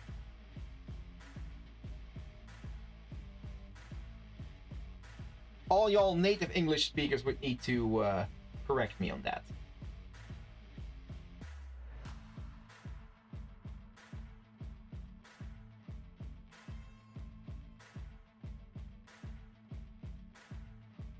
Okay, welcome back from the ads. Okay, now I can continue the story. So, we have a promotion going on a certain yogurt brand this week. However, I saw that the corner where we put all of our promotional articles was empty. Now, normally, I'd be like, okay, that's fine. We'll need to restock that later, but we have other priorities. However, it was empty. The shelf where those products were normally stationed at was also empty. And I knew we had those products in one of the refrigerated boxes that we wheel in to bring our products in. So I turned to the person responsible of the refrigerated area, and I was like, "Hey, dude, I know that there's some other things that need to be doing, but I can see those products over there. Do you mind if I quickly prioritize those first and actually stock those up?" Now, we were nice and on track with most of our jobs. So it's like, okay, yeah, no, that's actually fine. You go ahead and do that. Okay, great. Then our actual boss of the refrigerated area, who also started working there a bit later, wheeled in a new refrigerated box. I was like, yeah, the temperature was starting to get too hot for this one, so I had to wheel it in already. We peek inside. Oh, great. There's a bit more of those yogurts in there, because as I was restocking them, I noticed, oh, I don't have every single flavor. Those other flavors will probably be in that other box. As I am restocking the yogurt, suddenly a person approached me. The Winkle. Wow, I slipped in some Dutch there. Excuse me. The store was open at that time. Person came up behind me and was like, "Oh, excuse me. May I ask a question?" Yeah, sure. I'm used to that. Customers always ask questions. And then she showed me a badge. And I was like, yeah, I'm here to just check on the status of the promotional articles, specifically on the yogurts, just to make sure that you guys are doing your part and keeping the agreement and putting them up properly. And she turned to me and was like, "Is this all you have right now?" As she saw me loading them up, and she noticed that my little shelf that I was moving them around with was almost empty. I was like, "Oh, no, this is not everything. Like, this is already a first batch, but as you can see in this next box here that my colleague just wheeled in, we have the next batch already waiting. We're gonna load those out the moment we can reach them, but they are a bit buried at the moment." But I pointed to some of the packages you could already see. I was like, "Okay, no, that's perfectly fine." She walked away, content. I turned to my boss of the fridge. I was like, "Dude, am I so happy I decided to restock those early," because she turned to me and was like, "Wait, was that someone from control to check if we have that stock?" Yeah. Oh my god, if they catch us not stocking that properly, they can actually have the producer and the manufacturer demand a refund off of us. So the fact that I took the initiative, I was like, I'm gonna restock those, basically saved our hides. And my boss wheeling in that next box already gave us extra leverage as well. So both of us were like, damn, we dodged a bullet here. Because keep in mind, a refund is, we're talking thousands of euros there.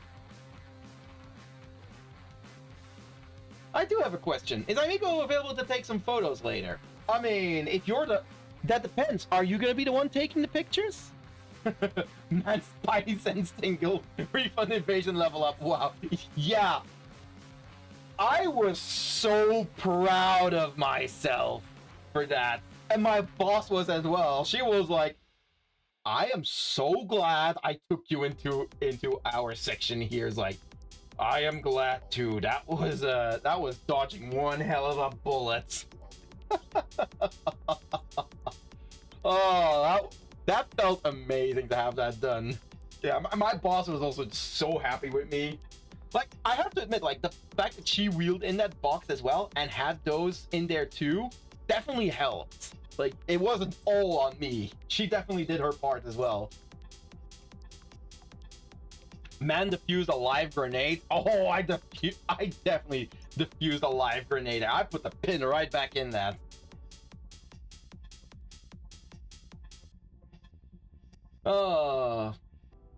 But yeah, Jay, Aimiko is definitely available to take some photos later on if you're the one taking the pictures.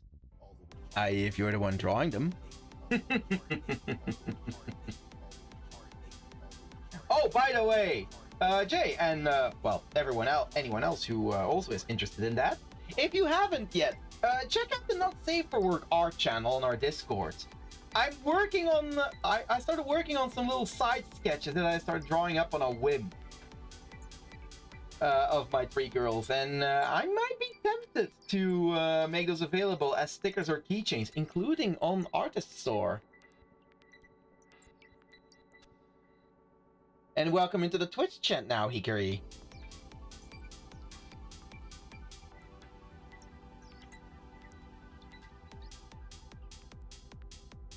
Oh, right.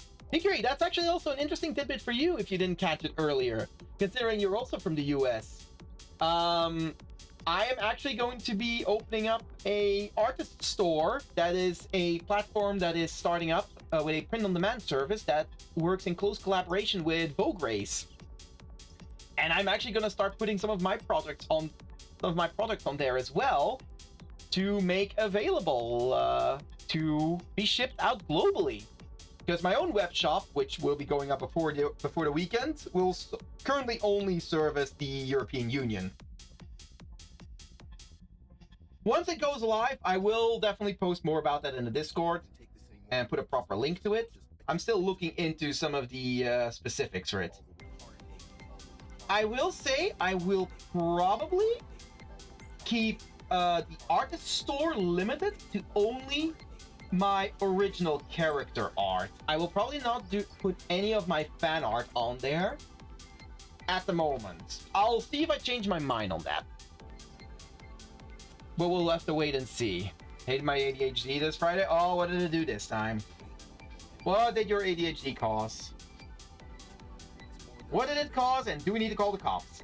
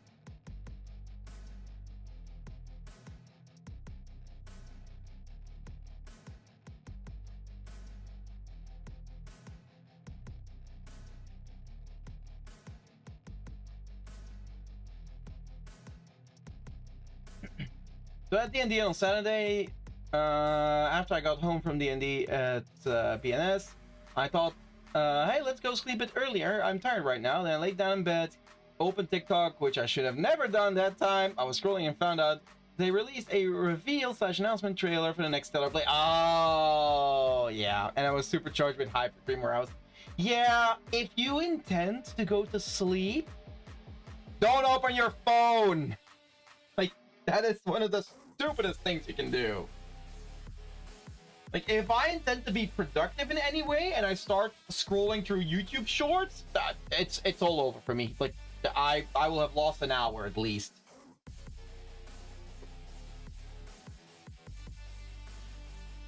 I don't even like most of the short form content. But, well, the YouTube algorithm is merciless, and eventually it does pick up on what you like to watch.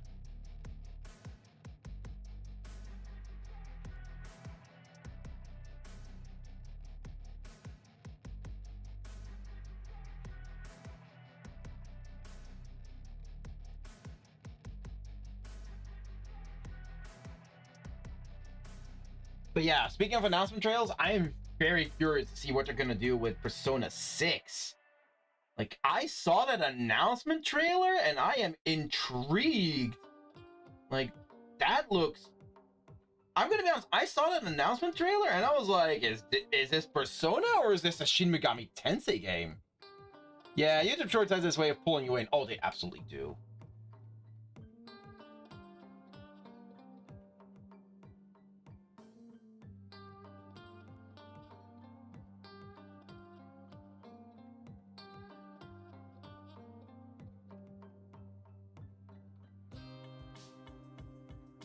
Shin Megami Persona. I mean, Persona is already a spin-off off of Shin Megami, so I was like, eh. But yeah, I'm genuinely curious. Trailer for a new Stellar Blade is insane. A hack and slash, but this time the main protagonist throws hands. That's pretty cool. I personally will probably be skipping on Stellar Blade because, well, there's way too many other games I'm already hyped for, and I only have so much hype to give.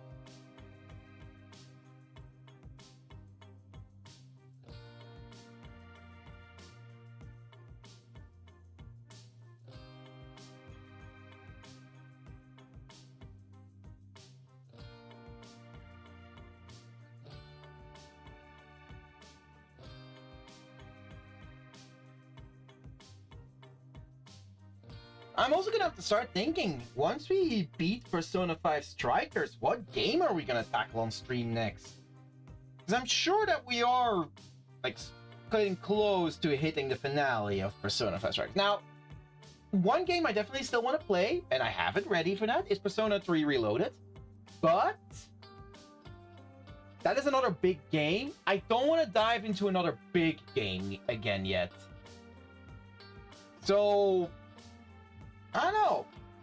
You guys can give me some suggestions for games I should play on stream. Now, keep in mind, I'm not a big fan of horror games. I'm not a big fan of most shooters. So I will say, playing Space Marine 2 has improved my accuracy quite a bit. Yeah, I'm wondering, what game should I play on stream next? I do want to go for something a little bit shorter before I tackle something like Persona again. Play a roguelike or roguelites? But there's not that many roguelikes or roguelites that I'm a big fan of. The spin-off of a spin-off? Oh my god. No, Triangle, we already have spin-offs of spin-offs. Look at all the freaking Persona spin-offs, like the Persona Dancing. Persona 5 Strikers is a spin-off from Persona. Gonna go home now. Thanks for accompanying my mealtime and see you next time. Alright then, Taku, thank you for stopping by. Hades 1 or 2 is quite good. I don't know. I've seen Hades and the gameplay does not sell me. Gameplay, like, I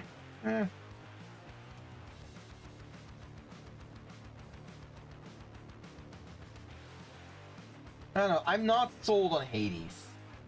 Like, I can respect the game for what it is, but yeah.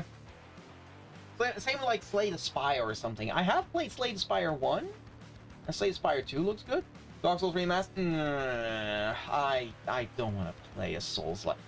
Again, note, guys, that I'm saying I want a shorter game. Dark Souls is not short. Okay, hear me out. Gothic Remastered. What the heck is Gothic Remastered? What is that? I don't know this game.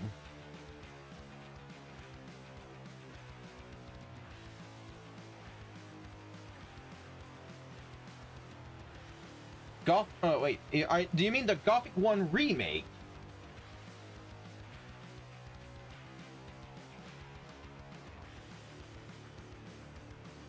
Like, this isn't like... But this is another RPG. You sure this isn't like a long-ass game again?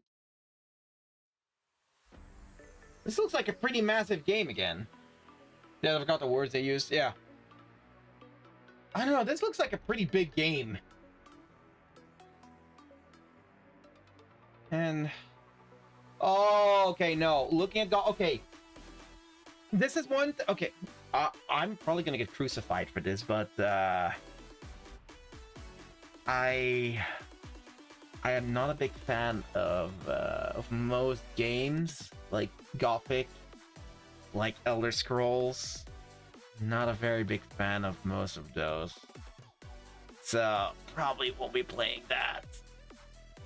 But it also looks like a big game. It's a game from time immemorial. It might be short by the virtue of having to fit into small file size. Fair enough. Damn, you're not a fan of games. I'm a fan of games. Like, listen, I do want to play some other... I do want to play a bunch of games. There's big ones as well. I love The Witcher 3 as well. Still need to finish that. I'm not playing The Witcher 3 on stream, by the way. One, I've already played through most of it, so it wouldn't be that interesting to watch me replay it, because I know most of the story beats. Two, the story beats I don't know, I don't want to get spoiled by stream. I don't know, like, I thought Persona 5 Strikers would have been a pretty fast game, but even, like, a pretty short game, but even that one's taking quite a while. So yeah, I'm looking for something shorter than Strikers. Oh. Oh, wait a minute. Okay, does anyone know the answer to this?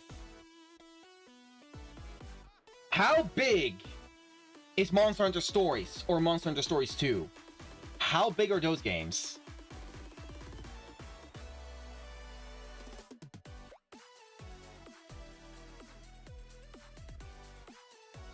Would we do that? I wouldn't suppose so, not that I know that game. I mean, yeah, most of you wouldn't, but you never know when there's either someone who forgets or someone who just walks in here and tries to spoil things. It's always possible.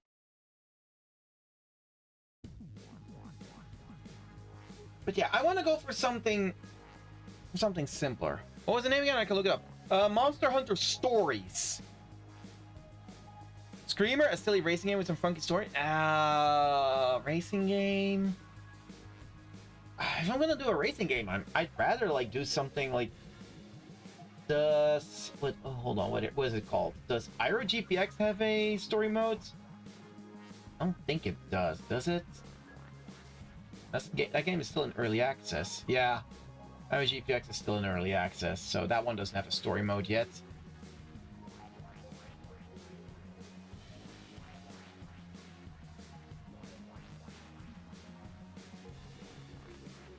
I mean, if I wanted to do like something like a roguelike or a roguelite, I could do something like BlazBrew Entropy Effect, but the problem is, a roguelike or a roguelite, like, they tend to still have a pretty big overarching plot. I do have one that doesn't have a very big overarching plot, but guess what? It's an H game. I can't stream that.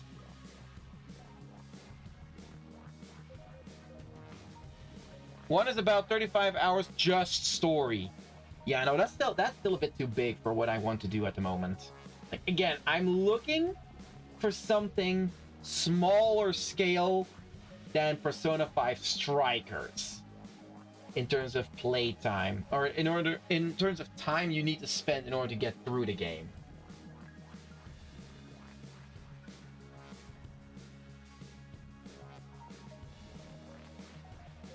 Two is even longer? I figured it would be.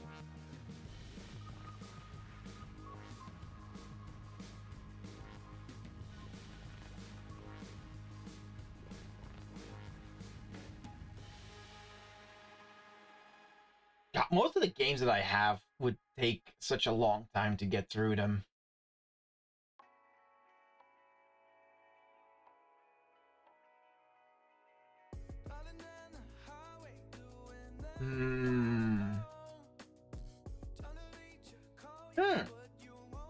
Actually, okay. I have a couple of games on my... I do have a couple of games that could work. So one of the games that I have is Shadow Tactics Blade of the Shogun, which is a which is a kind of like tactics slash puzzle game. It has a pretty good story, and I don't think that one would take as long as like Strikers does. Another one that I have is a much older game, which is Space Colony, which is a very old game. That could be an interesting one too.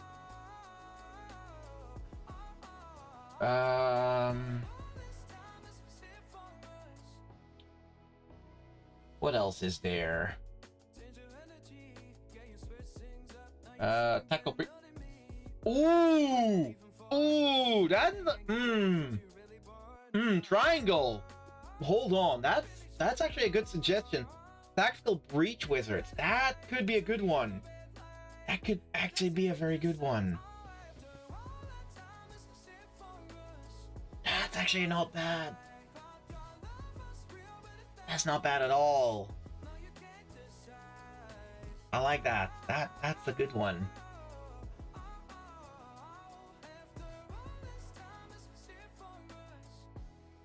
I'm wondering if there's anything more that I have. I have Sonic Generations, but no, we're not gonna play Sonic Generations. We're not gonna play that.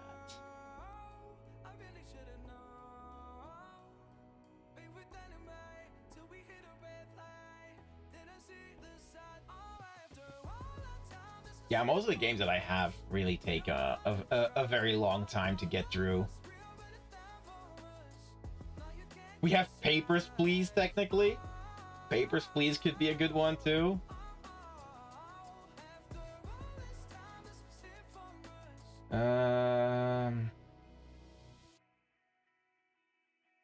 Momodora could have been a good one, but I've already beaten both of the Momodora games I own. So it could be fun. Glory to Arstotzka! Glory to Arstotzka!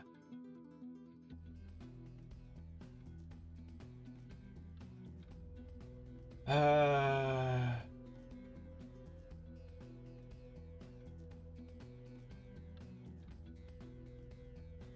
wonder if there's anything else that I have that would fit for like a shorter game.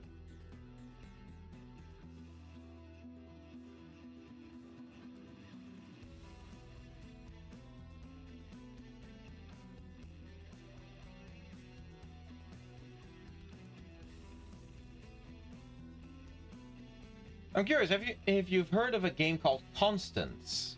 No, I have not. I have not heard of a game called Constance.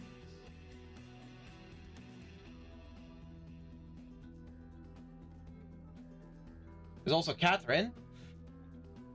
There is also Catherine. That is true. Catherine is not that long of a game, right? Although it does have a lot of cutscenes. So I'm not sure how much time the cutscenes would take up. I do also have Evil Genius. That could also be interesting.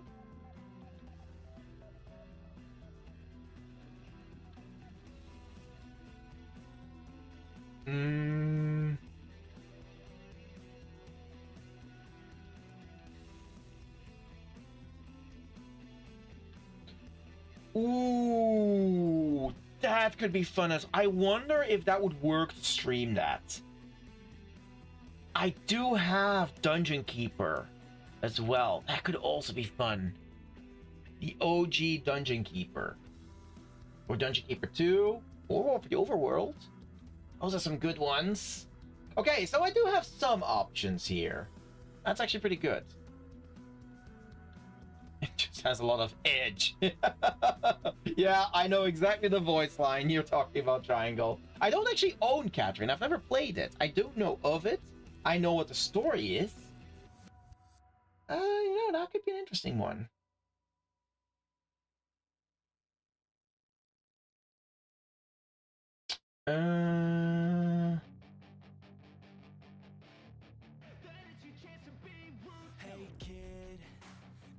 Metroidvania, basically like Hollow Knight with some themes surrounding art and mental struggles. Just wondering if it was the type of game you play. I'm not one to easily sell on Metroidvanias unless they have something very interesting going on. I might need to check it out though, because that does sound interesting.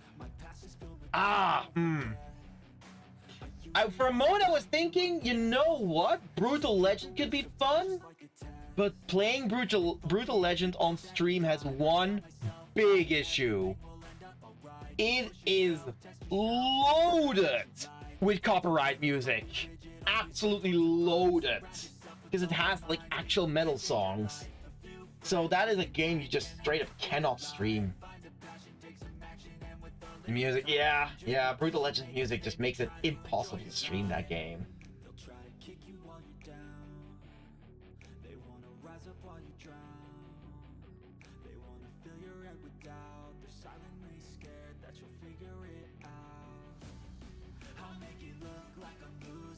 Love Brutal Legend though, Jack Black and everything. Oh, it's amazing. Brutal Legend is such a fun game. Oh, you know what? I remember quite a while ago, I actually tried playing Age of Mythology on stream. I could try that one as well.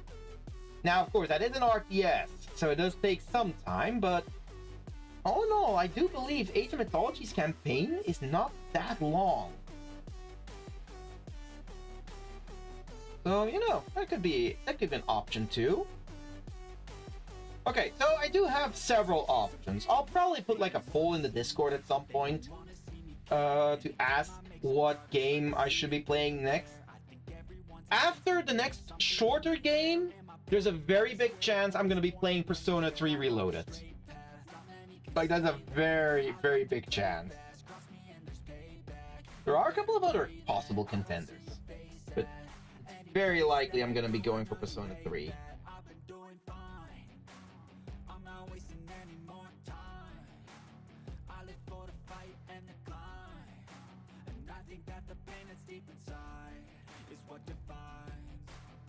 So I won't give up, I'm gonna make it to the top. I don't care what's in my way, I swear I'm never gonna stop. I could fall flat on my face and I swear I will get back up. Cause I don't deserve a thing and the road ahead is tough. They'll try to kick you while you're down. They wanna rise up while you drown. They wanna fill your head with doubt. They're silently scared that you'll figure it out.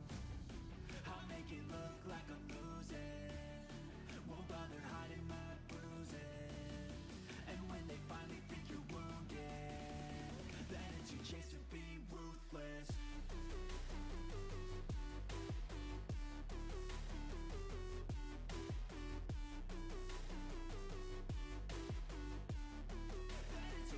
My rings are too big for me now? Dang it. Wait, what? Your rings are too big for you? Yeah, Age of Mythology has a main story of about 9.5 hours, so that's a short one. Yeah, exactly. Like, Age of Mythology's main campaign is fairly short. I mean, I'll probably also tackle the Titans expansion campaign. Not sure about the other ones, because it does have an extra campaign for the Chinese now as well. It has a campaign for the Japanese. And I don't know if it's already been released, or if it's still going to release, but we do have the Aztecs coming up real soon as well, if they aren't already out. And they'll probably have a campaign of themselves too. But you know what, yeah, I might actually tackle Age of Mythology.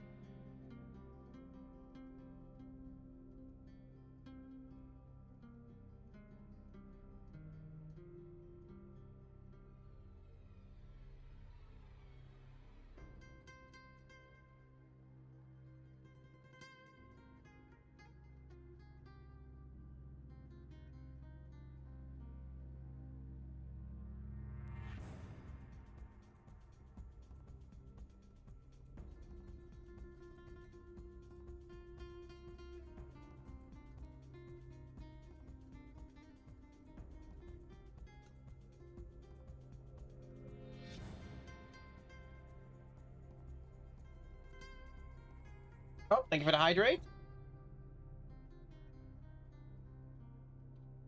To be fair, most RTS-like games have short main stories. True. True.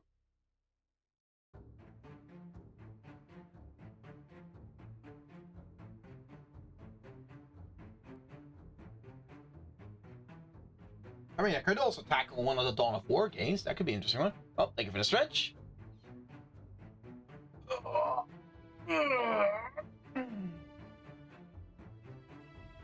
Oh.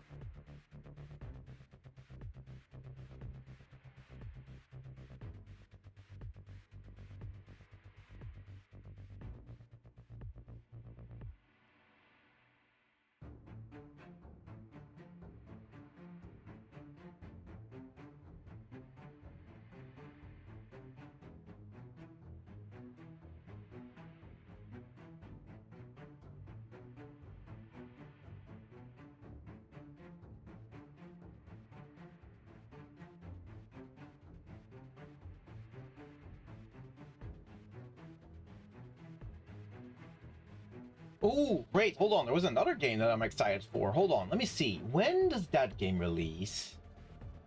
Let me find out.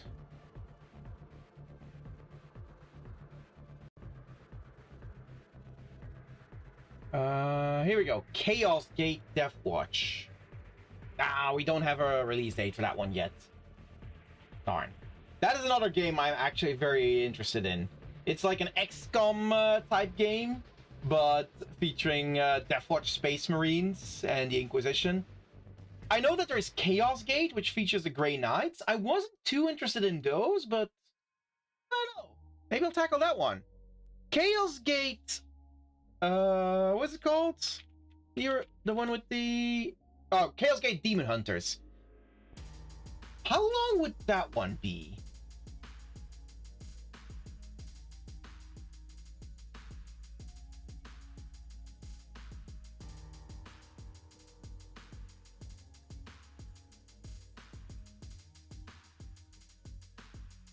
I wonder.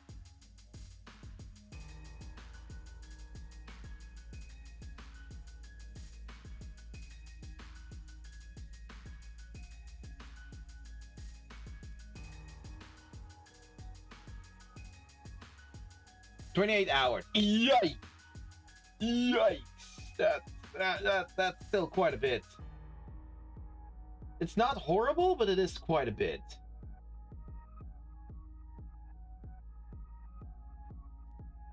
Yeah, that's a yikes from me, Scoob.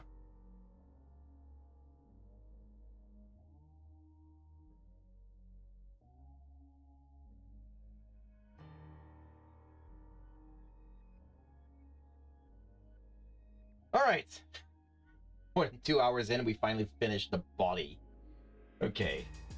Now we get started on putting some clothes on this. Wait, no, that's Warhammer Chaos Gate. Yeah, we're specifically looking... Well, it is a Warhammer game, but... Yeah, we're specifically looking for Demon Hunters. Chaos Gate Demon Hunters.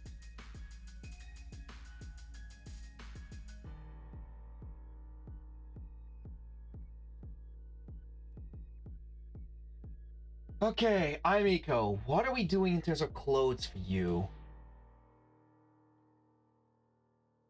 Demon Hunters? Yeah, that one. That's the one, Mana.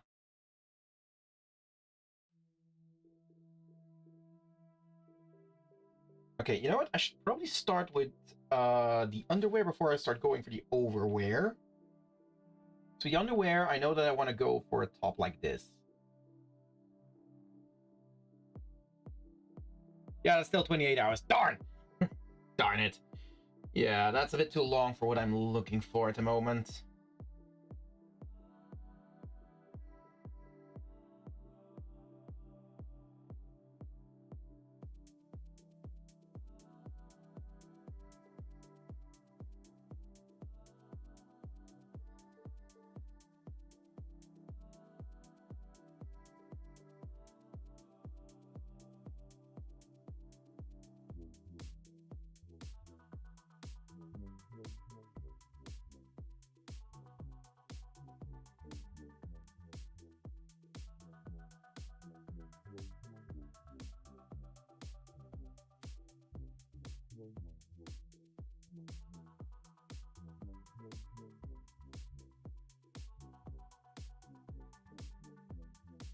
By the way, my source is How Long to Beat. Yeah, I figured there would probably be a website like that.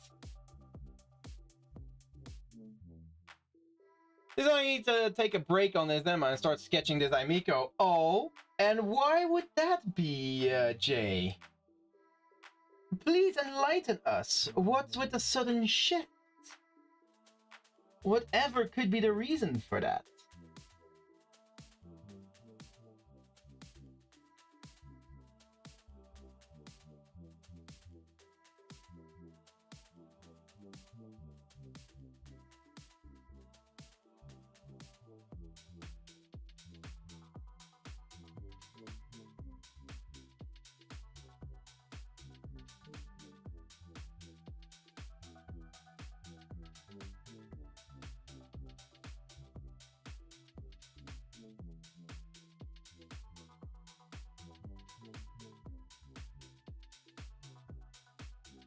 Poor Emma, why would you suddenly switch on her like that? Oh, don't worry, Mana. We already know that Jay does not share much love for Emma.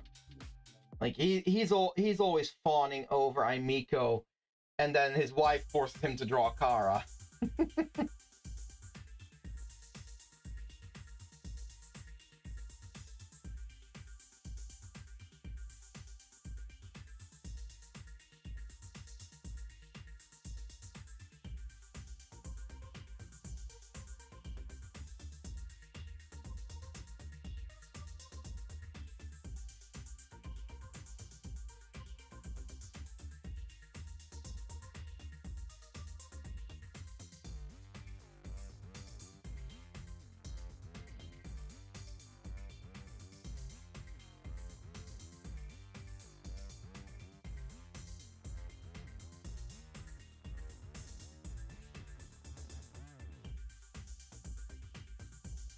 Well, I'm making a high-quality Emma image. It's gonna be epic. Yeah, but you're all of a sudden thinking that you need to take a break on Emma and start working on this Aimiko. Please enlighten us. What's with the sudden change?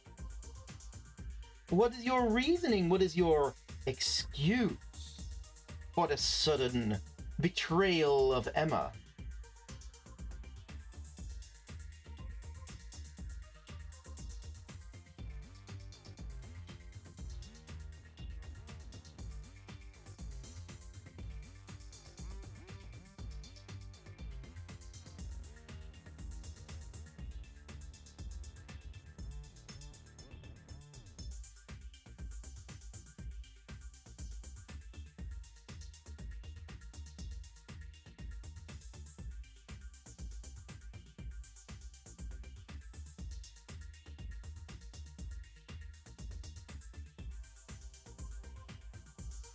The excuse is I need to take a break. You know what? Fair enough. Hey there, Vulcan. How's your day going?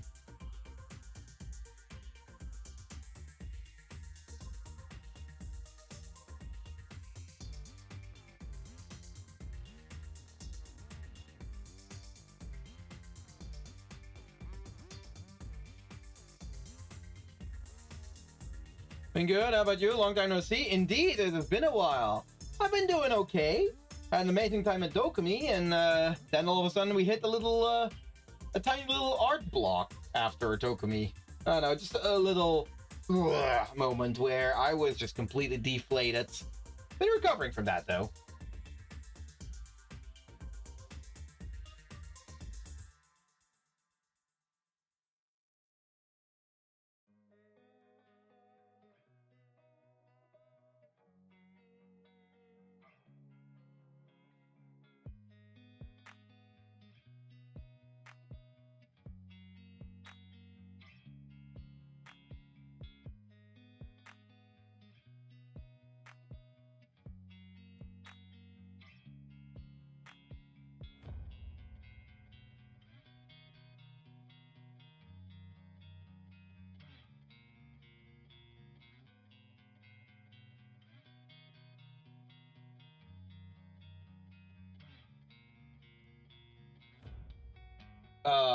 What?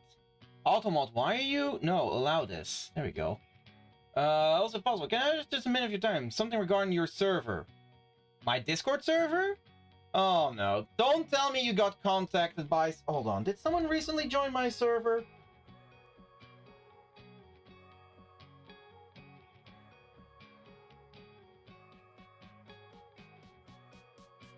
Hold on. Let me check. Oh yeah, someone did. Someone did. Let me guess.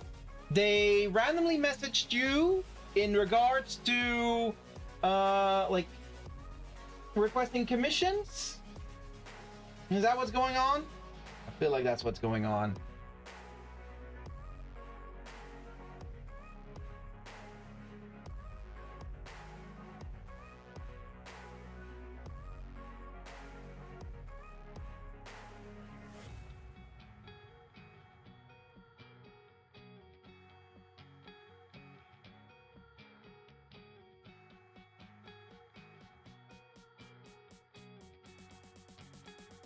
It's about my Steam account. Oh, wow. Yeah, no, hold on. I'm kicking them off the server immediately. Thank you for bringing that to my attention. Yeah, no. Someone randomly joining. They're not even... yeah. They're joining and they're starting to DM people at random. Let's see. Oh, yeah, the account was also literally made today. No, no. Okay, those are... Nope. Ban... Suspicious or spam account. Ban. There we go. Dealt with.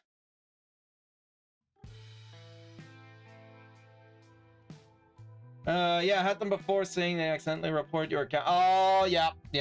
Those are the usual scams. Thank you. I messaged one of the mods, but they seem busy. Sorry to bring it right to... No. That is perfectly fine, Vulcan. Like, that is completely fine. If I'm streaming, I don't pay that much attention to Discord. So that is perfectly fine to bring that over to the chat here to bring my attention to it. I appreciate that. I very much appreciate that. No, I want to get rid of people like that immediately. No, they have been banned from our server. Thank you for that. They have been reported and banned. I appreciate you bringing that to my attention.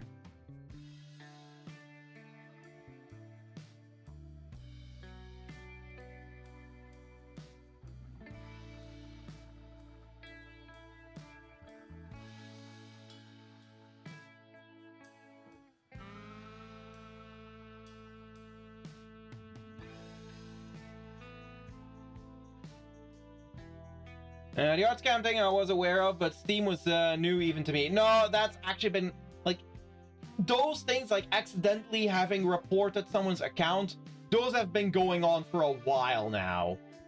I recently got one of those about my Reddit account. So that is actually a pretty common scam tactic. So yeah, let this be another reminder for everyone. If you get a message from someone that is telling you like, oh, I accidentally reported your account, can you please do X or Y to make sure that the report doesn't go through? Do not follow up with anything that they're asking. Do not give them any further information. They are scammers 100%. All you need to do is report them and then ignore, block, or ban whatever befits best in the current situation and the platform you're dealing with. Just report and get rid of them. Because anyone that comes out with any kind of a message like that is 100% a scammer. And again, if you find like anyone in my Discord server that you feel might be a scammer or you know is a scammer, do not feel like you cannot directly message me. Like you can try and hit up one of my mods. Honestly, you can hit up me as well. Like Noelle isn't that active in our Discord anymore. I'll probably remove the mod status off of her. And Monty is currently out of the country, so he can't deal with it either. So you are always more than free to bring my attention to it. I will almost always be there to check on my Discord.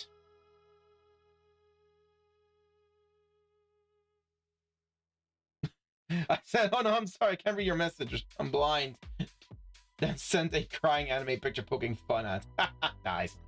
Team will email you personally if there's something wrong with your account. If you're yeah, and this will be the case with every with almost every legitimate platform. Like if there's something wrong with your account, you will get messaged about that.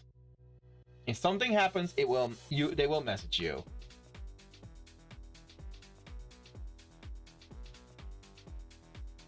Thank you for the warning. Yeah, no, I feel like this is something for me. This is like normal. Is like, oh yeah, that's a scam. I won't fall for that. But there's always people. Like, there's a reason they keep doing these scams. It means that there's always people that can fall for them. So repeating the warning is always worthwhile. That's the first thing I check because I trust Valve over anyone who says Valve support will fuck me up. Oh yeah, no, then that is what you should always do. Like if someone's telling you like, oh hey, there might be an issue with this or that account, check your emails. If you are unsure, so here's the thing. If you're getting messaged by someone saying this or that happened to your account and you are not sure, send a support ticket or a support request with the relevant platform through the relevant platform. Do not use any links that are being sent to you by this person. Always go directly through the platform that they are claiming has an issue. And they will be able to immediately tell you whether it's real or not. Or they choose to leave you completely unread and basically prove how much of a shit show it is. Hi, Reddit! Seriously.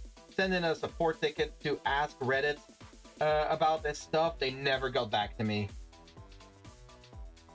Nothing has happened either, so I'm pretty sure that it was false. Like, I'm 99% sure it is false.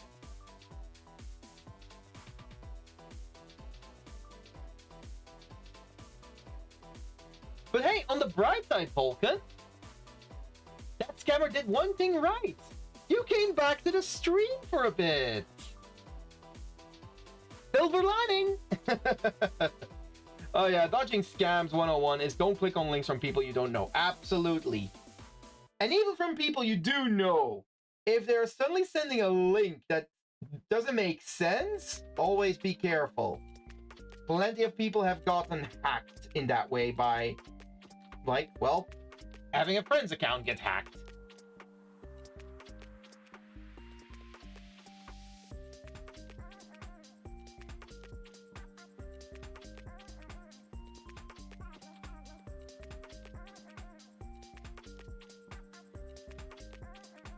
You're right, actually. Life's been so busy, I barely get time to even play games with friends. Oh, I know that feeling.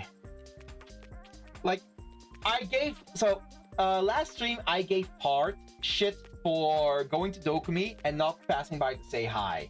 And that's when I heard that Noelle had also gone to Dokumi. And I was like, God damn it, Noelle also didn't say hi. Here's the thing. Noelle did actually post about that on her Discord as well, and she'd been talking about it. I just got so busy with everything that I completely forgot about it. So like, fuck. Yeah, okay, I can't even blame Noelle for this. She actually put it out there, and I didn't pick up on it either. I mean, it goes both ways. She also didn't pick up on the fact that I was going to Dokumi, apparently. so it goes both ways, but I mean, shit happens. Maybe next time I'll get to meet her.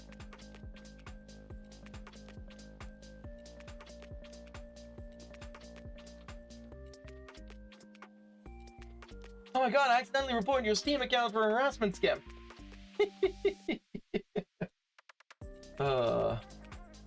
Reason was even worse? Oh boy. Ooh, oh boy. Ooh, okay, now I'm curious. What was the reason? Now I want to know.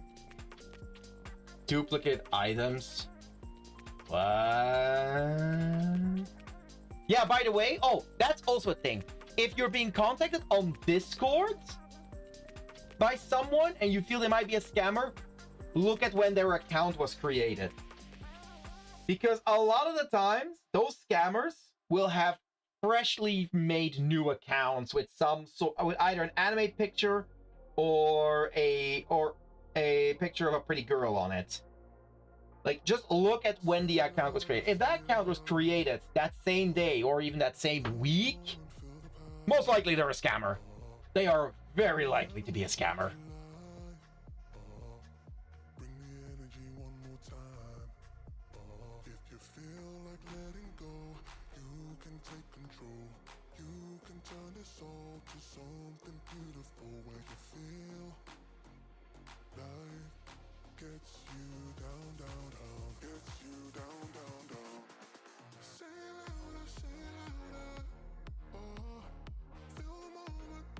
I don't know why, but I really like this song specifically. Really got such a good beat.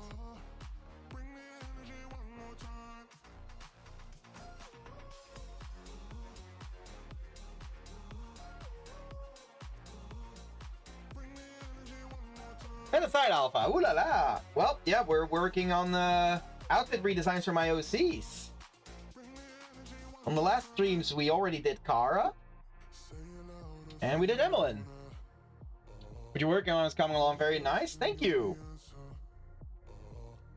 I'm going way slower than I want to be going on it, but, well, what you gonna do?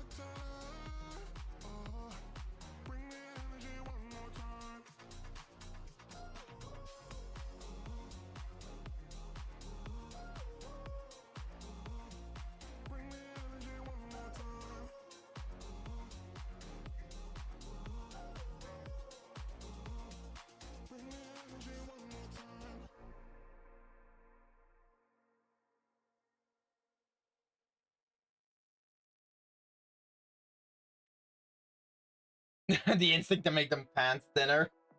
No, it's not necessarily making them thinner, is I want to make sure that they do flow and follow the curves of her body correctly.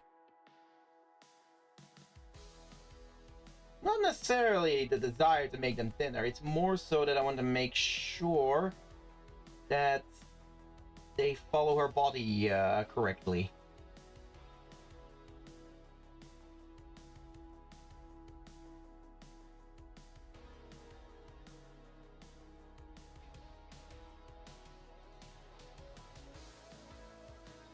Wait, so Noelle is not a mod anymore? At the moment she is, but Noelle is not in my Discord or my Twitch chat all that often anymore.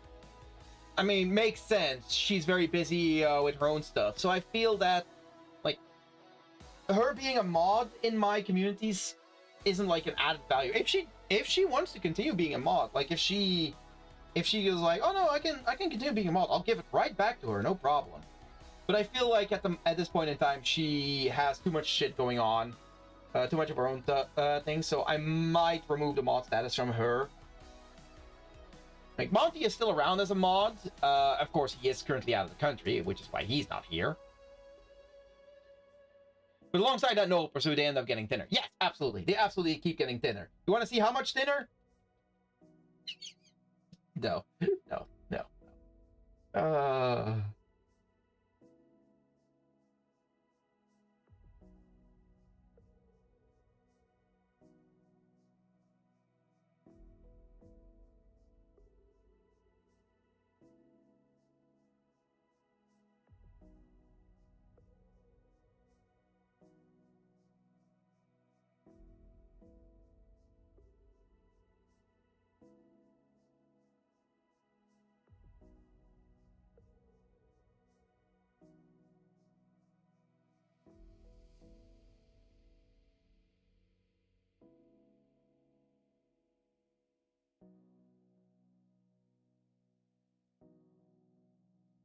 Kind of endearing. Somebody wanted to scam me out of my Forza Horizon 4 GTA 4. Like, damn, was all that worth it? They do not care. They do not care. They just try. They basically just cast a wide net.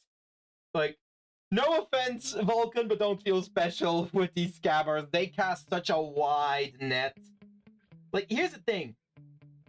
What I've noticed with some of these I've told this story before, and I find it crazy every single time.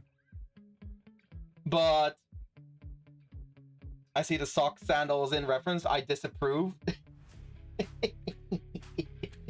I'm not sure yet if I'm gonna do it, but I am giving her socks. Ad break anyways. Okay, hold on. I'll say the thing after ads. Don't worry. I'll continue my story after ads.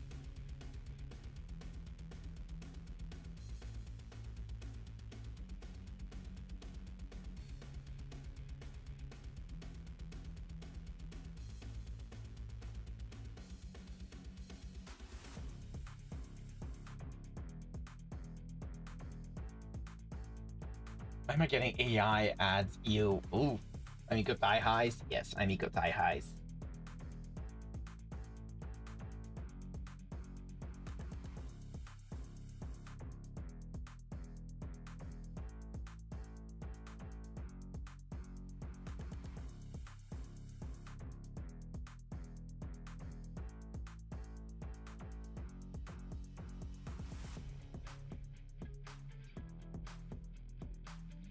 Yeah, I'm back. What were you saying? Oh, hold on. Okay, there we go. Ad break ended for the entirety of the community. So, I actually have an amazing story about one of the scammers that tried to contact me. Considering I am a commission artist, I do sometimes get scammers that basically try to probably like mooch free art off of me or something. I don't freaking know. But one of them just had me so worried that I was basically like, oh, I hope this is a scammer. Please be a scammer, because if you are not a scammer, this is concerning. You all know that I am a not safe for work artist, right? So one day I get a random message on Discord of a dude that's like, hey, I love your art style. Can I order a commission from you? I'm like, yeah, of course, sure. What did you have in mind? I might be paraphrasing a little bit because it's been a while. And they were like, yeah, so I would like it if you could do some art for of my daughter for me. Now, that was already like a bit okay, because first of all of you that know me know that I don't like drawing characters based off of real life people. It's a bit weird for me. Hold on, it gets worse, Vulcan. It gets worse. So I was like, okay, you know what? Sure, I have sure, I mostly draw not safe work art, but I can draw wholesome stuff as well. I can draw wholesome stuff too. So I'm like, yeah, I mean, I could probably do something like that as well. Was there something specific you had in mind? He didn't really elaborate on what he had in mind. Just all of a sudden sent me an unsolicited image, or like two or three images of this young girl that looks no older than like 8 or 10.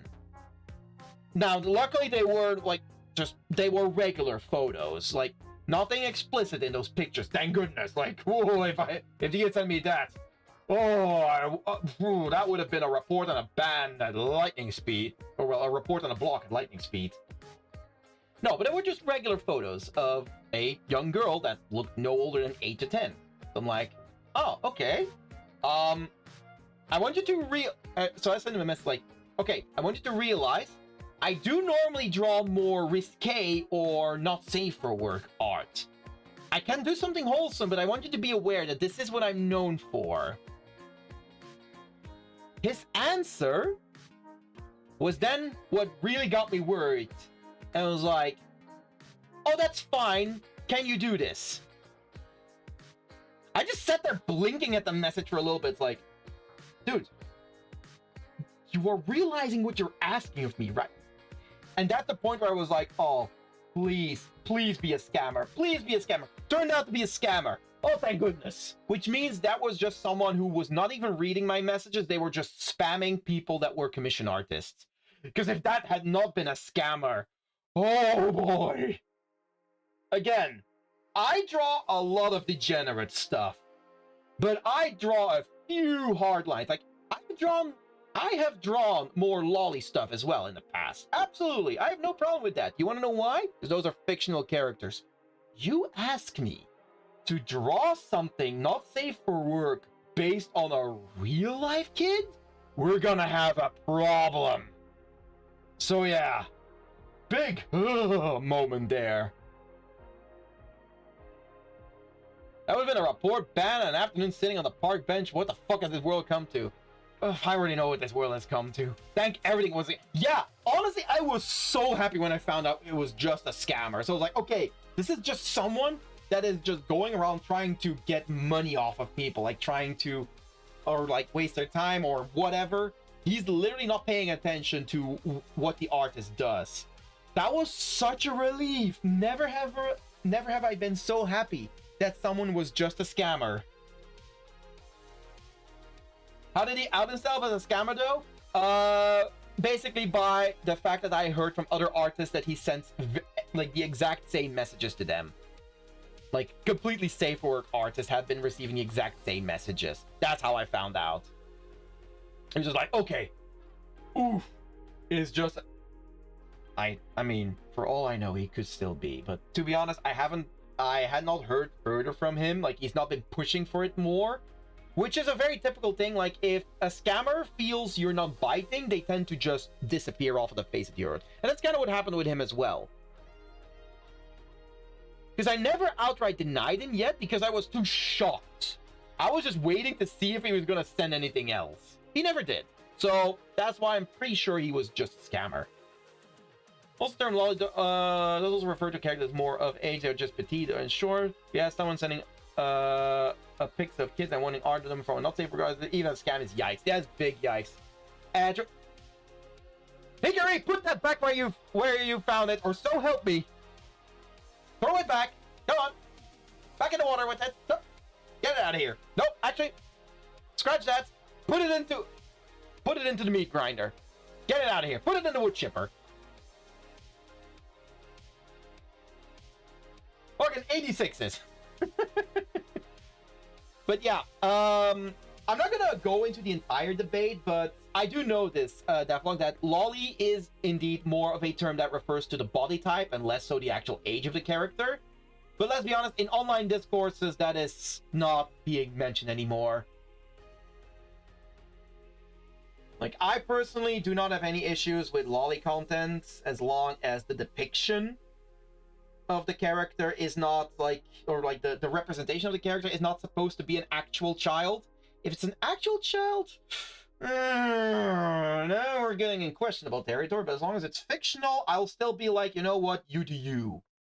The moment it starts getting, the moment real kids start getting involved, that's when we have a problem.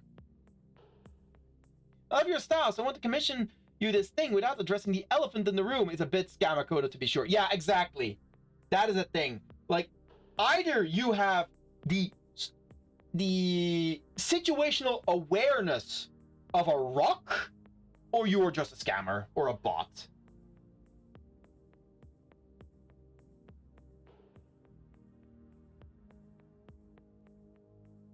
It also was like a freshly made account, so that was also another clear scammer sign. The other 2 times I was tried to be scammed was being forced to commission, guilt tripping me for their basic survival and grocery bills depending on the commission. I can't afford first world commission prices and was screwing me over in my... Okay, so here's the thing you always have to remember, Vulcan, and maybe this is something that you can remember now, but even if you are fine with this, I'm going to repeat this for everyone else. If you are an artist and someone is trying to mooch a commission off of you by saying, oh, but I don't have a lot of money, I can't make... I don't have that much money to like pay for food and stuff, and I really need to... If they do not have enough money to pay for food and the likes, they do not need art. Art is a luxury product. Do not look for custom-made art if you cannot make rent.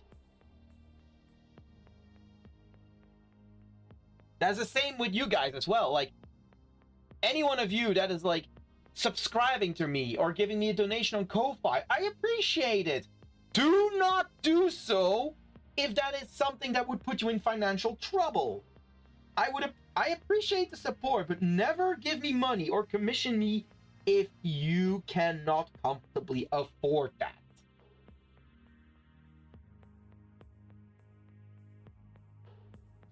Can't afford first world commission prices, gotta hire a local third world artist. And yeah, no, there are so many cheaper artists out there as well.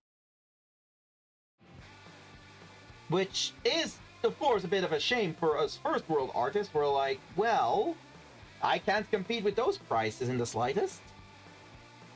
But, I mean, they're there. So people who don't have that much money to spend, but they do still really want custom art for something, well, they can probably find it there.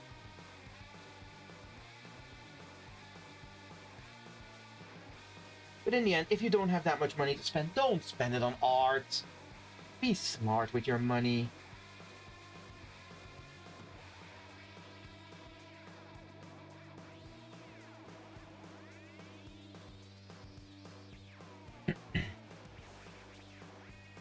And your ease of drawing feet is crazy. I suck at it.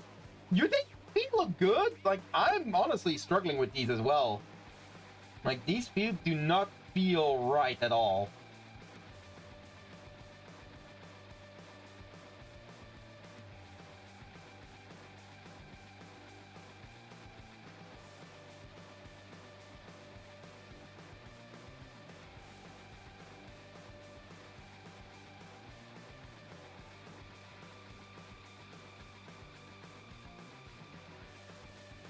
I will say, the reason I did start getting better at drawing feet is because for feet specifically, I found an amazing artist to reference from. They are a not safe for work artist on Pixiv, however, so look them up if you dare.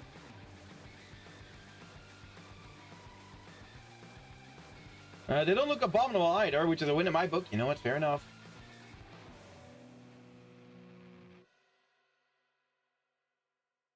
Just gonna hit the insta block button from now on. God knows I only give out my Discord to friends anyways. Yeah, so this is the thing.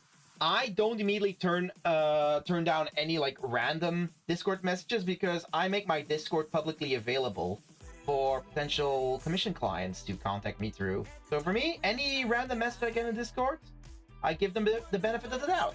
And most of the time, they are scammers anyways. Which is a shame. I would love just once to get like a random Discord message from someone new, and it's a genuine request for a commission.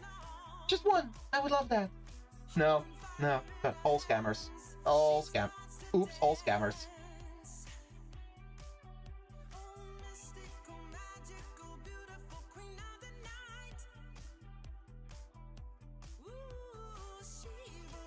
Oh, but you've seen how I draw feet and hands without references. You know what? Fair enough. I mean, my hands are still not that great, I feel. I really need to practice hands more.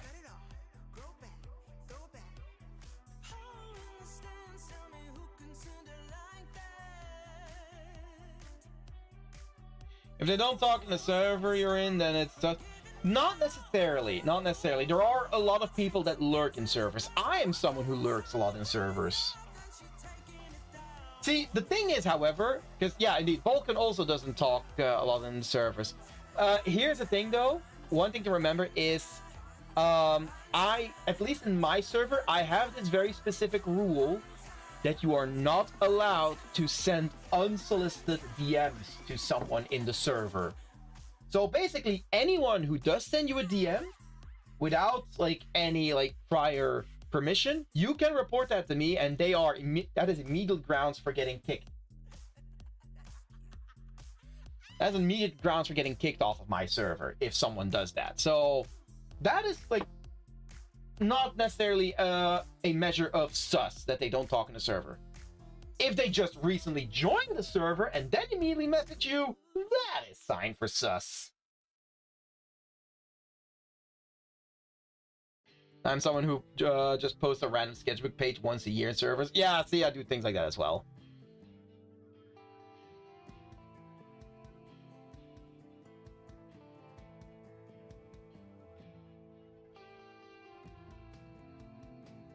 You're shocked when you saw the sketch of Emma? Well, yeah. I didn't expect you to actually be drawing Emma.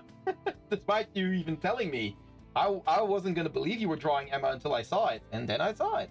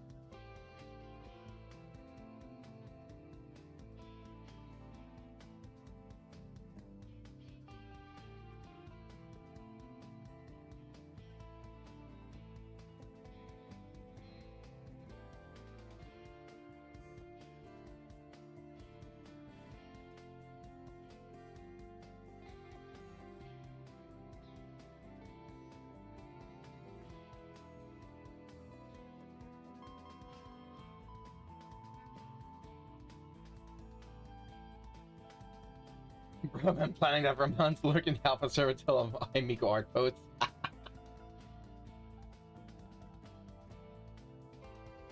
Ooh. So my mom just arrived home, and we brought out our old fruit blender again, or juicer, and we started making an old favorite of ours, carrot and apple juice, and she just brought me a mug of it. Good stuff. Tasty. Very good stuff. Love that.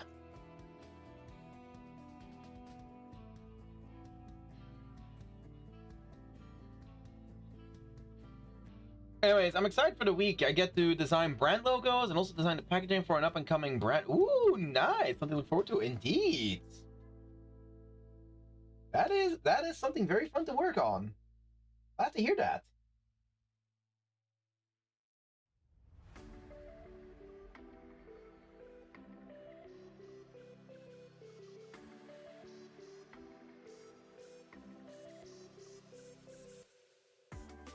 Apple a day keeps a dog at bay.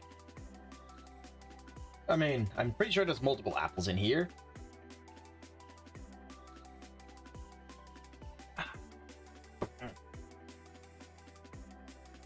Okay. Shall we try and make some actual progress on this? We've got like a little over an hour left in stream, and I feel like I've barely done anything.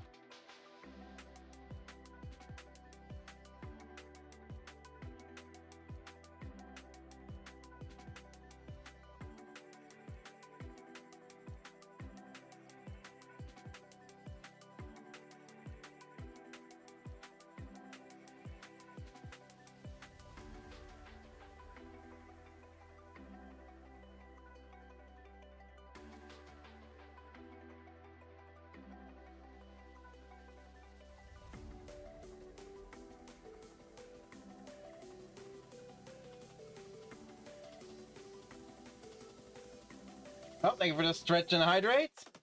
It's time to lock in, Alpha. Locking gang.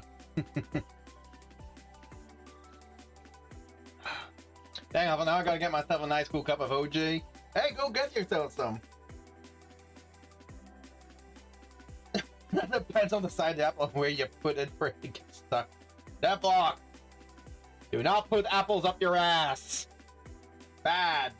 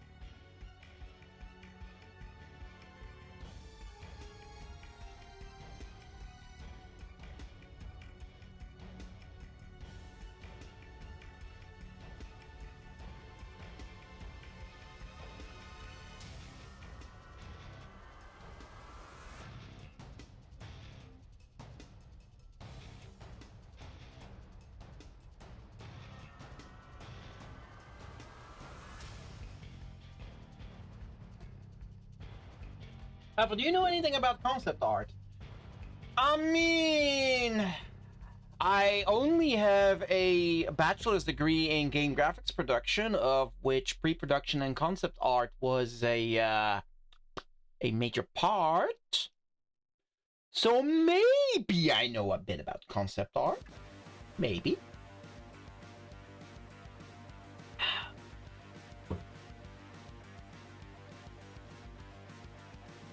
Wait, didn't I catch Aimiko last time while talking shit? I'm supposed to draw her now. Nice. So no, now I'm clueless on it. Yeah, clearly I'm clueless. Thanks, sorry, I didn't know that. Don't worry about it. But no, yeah, I do know about concept art, yes. I literally had to do a bunch of concept art things as part of my my college degree.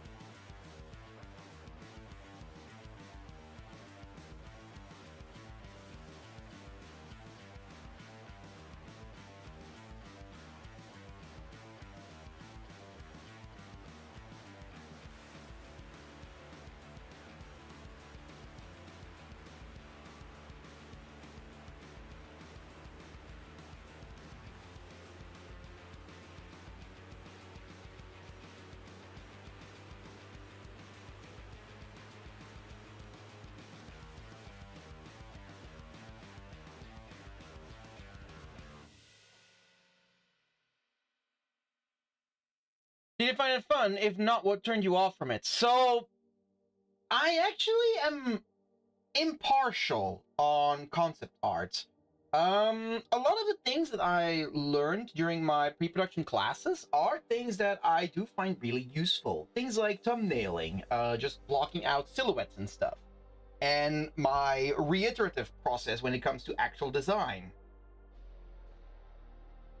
Like a lot of the good practices from concept art is what I, and it also really baked into me the principle of kill your darlings, like being able to discard an entire concept if it does not work. So in general, I'd say I like it. My main issue was just that, well, like any art school, if you try to come up with something anime style, most teachers will just flat out laugh you out of the classroom. So that's the main issue I had with it, which honestly has nothing to do with like concept art itself. Yeah, I had that problem too. I think anyone had that.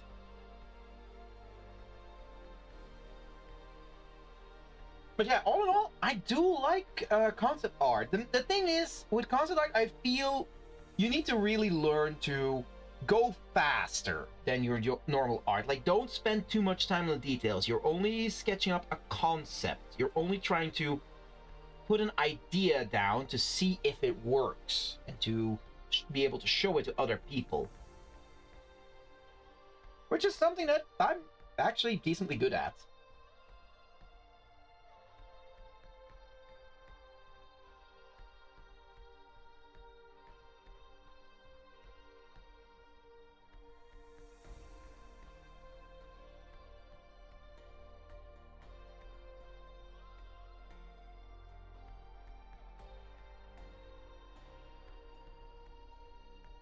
However, I did learn stuff and it made my art better. Yeah, no, I definitely learned stuff as well. However, I cannot forgive my college for being the catalyst of having a multi-year art block for me because of the way they treated me.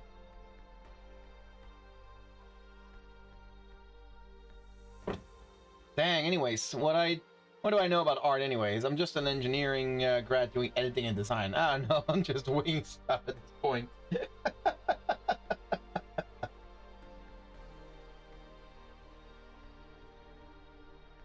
I mean, I personally feel that. Hold on a minute. Hold on. Sorry, guys. I finally realized what it is that was bothering me about Aimiko's arm here. I finally realized what was bothering me. The curvatures don't make sense. Like, okay, hold on. With the way I've drawn her shoulder here, the arm should be curving like this. But then with the way I draw her elbow, the arm should be curving like this. Do you see the problem? I finally realized what was bugging me about this arm. So now I need to think, how do I make that work?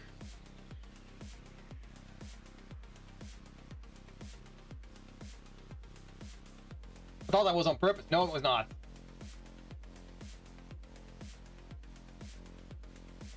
I remember drawing one day and going, "Oh, that's what she meant." Yeah, I've had a few of those revelations as well. Okay, no, hold on a minute. So I do want the arm to be curving this way.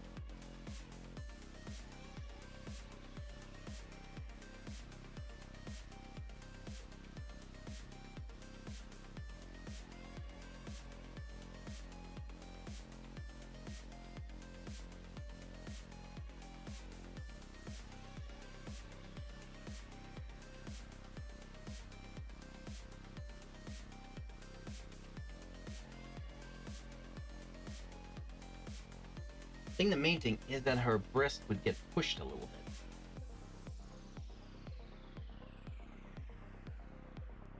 bit. It probably juts out a little bit more. Instead, so what I drew was I was extending this line here of the shoulder muscle, but instead what I should be doing is extending the line of the arm a bit more.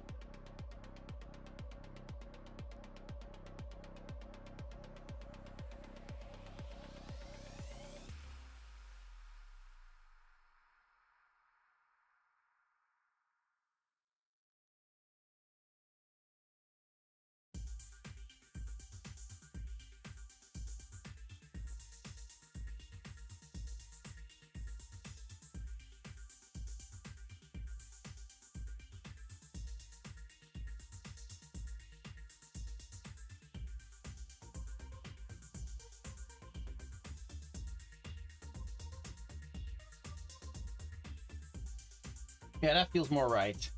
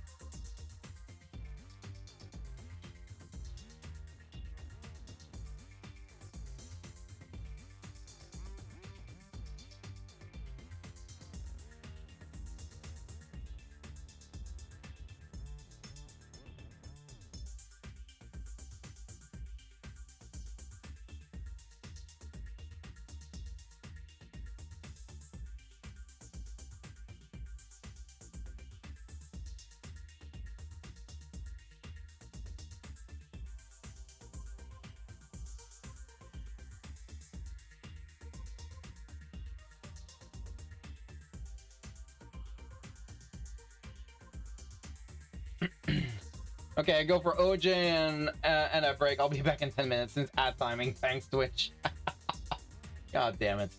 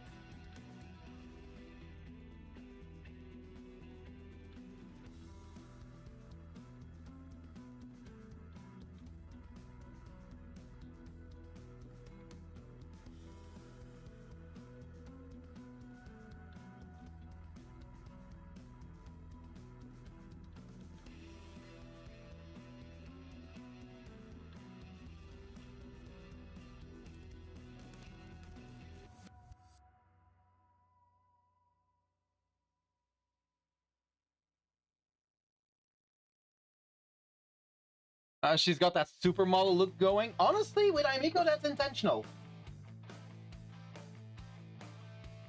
She is definitely supposed to be the most attractive of the three. And she's definitely leaning into that as well.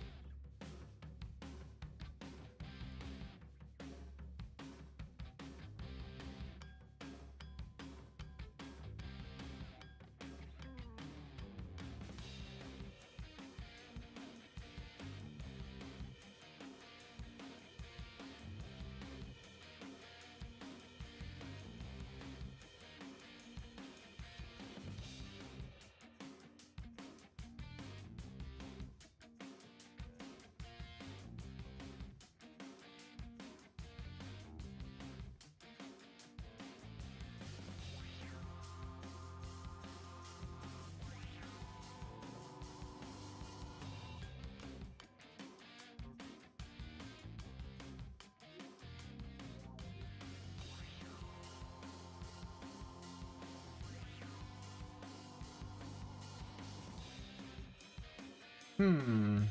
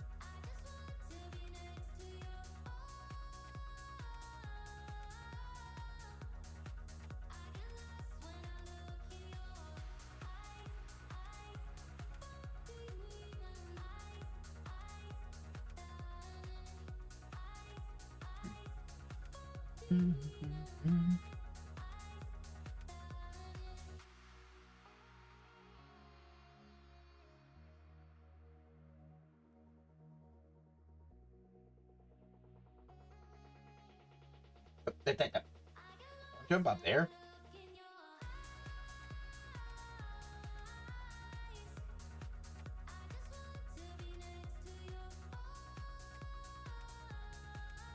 Let's go, Me is back. Welcome back, Vulcan.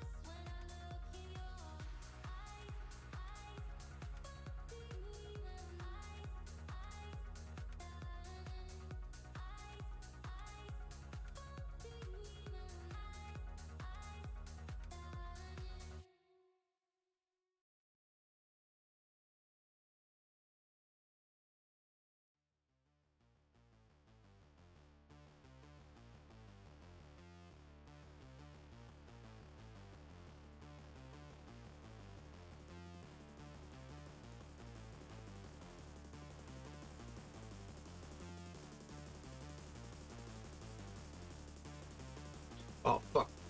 I was not removing things off the mask, I was actually deleting the lines. Whoops.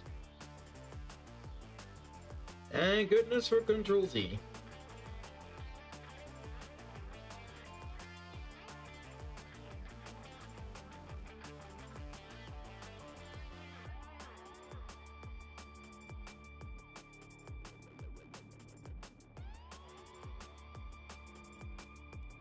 I have to admit, I can't understate how much of a sucker I am for arm sleeve design.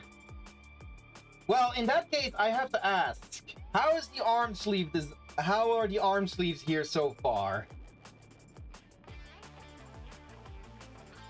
What do you feel we could add to add more value to the sleeves?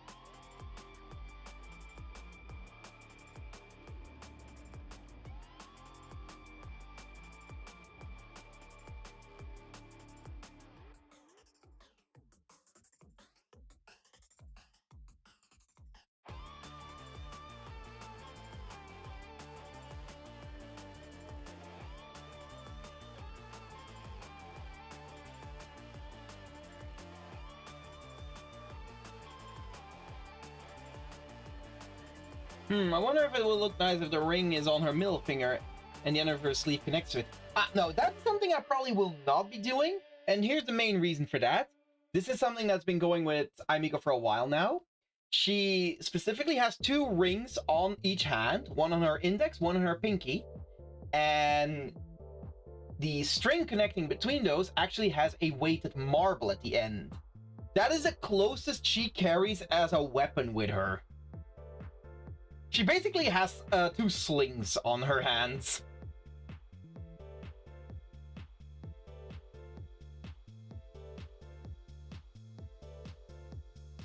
Whoa, okay, I get it. I mean, it's an okay idea. However, for that specific thing, no. Before I put, you know what? Nah. Finish your sentence, you coward.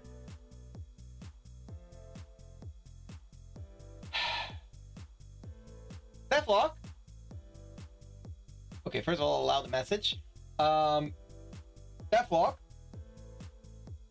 Go looking through the Not Safe for Work channel. Well, specifically Alpha Not Safe for Work art channel. You'll see.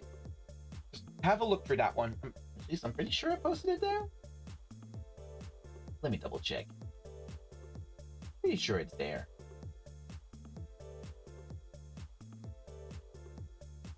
Pretty sure it's like one of the first ones I ever made. Didn't think of that because I don't know the character. Maybe I guess. No. Like again, it's an okay. It's actually not too horrible of an idea. Falcon. Oh yeah, No, it's there. It's one of the first ones in the Alpha Not Safe for Work art channel. Go have a look there, Deathlock. You'll see. Yeah, I've seen it for using those beats. See, there you go. But yeah, no, honestly, it is an okay idea. Since I saw a Joker on the neck, I thought it would go with it. That is actually the idea. You are correct. That is kind of the idea of the choker. Like, it is a very, very subtle hint. Or not so subtle, depending on who you ask. But yeah, you are correct in seeing the correlation there.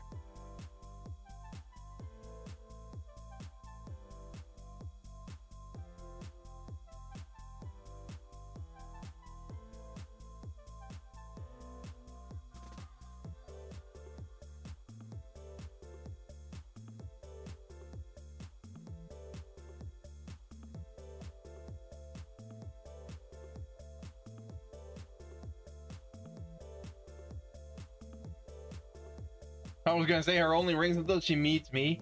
Wow, Jay, you are mighty confident of yourself there, buddy. Just remember what Aimiko can do, and then think again. You sure you wanna put a ring on? You sure you wanna put a ring on that?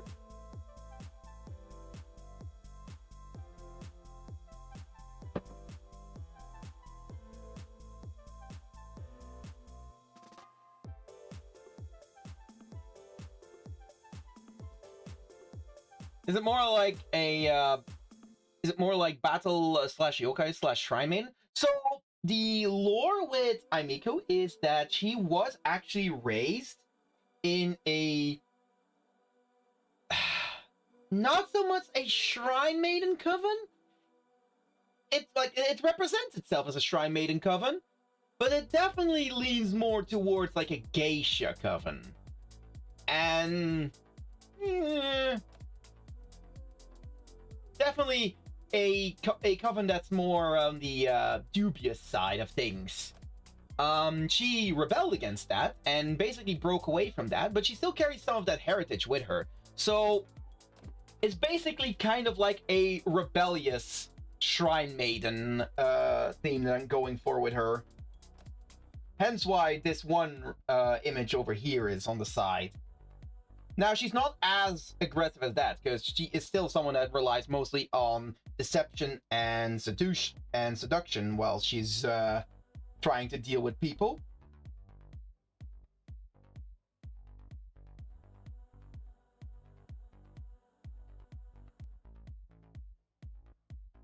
That's why I said, nah, never mind. Ah, okay, I see. You realize the error of your ways. That is very fair.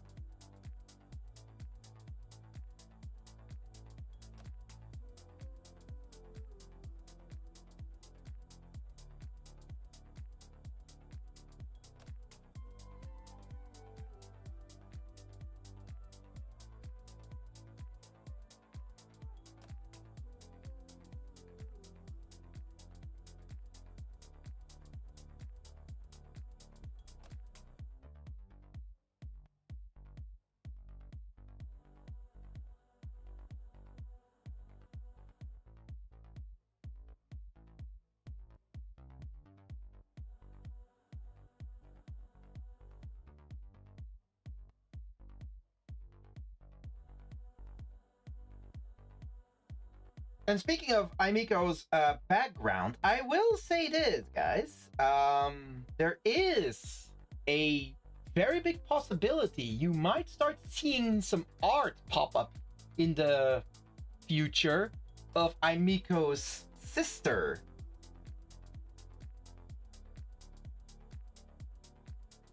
Aimiko's sister being called Rayala. You know the arm sleeve thing from Hatsune Miku? Like it's like floating from her bicep. Oh yeah, that one. Yeah, I know that.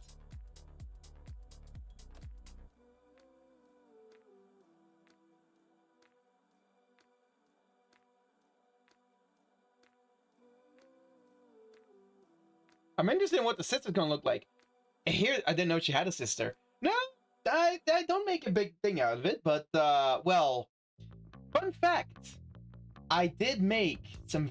I do have some very, very old art of Rayala, Rayala, Aimiko's sister. And another fun fact: before I made Aimiko, Rayala was gonna be my main kitsune. She was gonna be one of my poster girls. But then I designed Aimiko, and I liked her design a little bit better for my mascots. I think you're aiming more on the right side to be more exposed, but not that exposed too, so that won't work. So here's the thing: I do want to try and rein in a bit of the overt sex appeal of the characters a little bit. I definitely still want them to look sexy, but I want it to be less overt. Let me see, where is that illustration?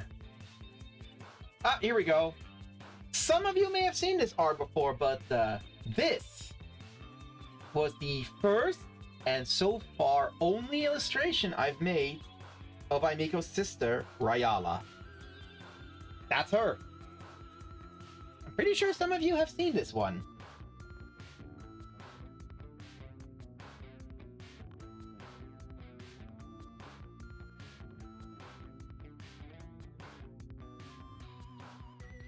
Ah, I see him there. I didn't know that was her sister. It is. She's cute.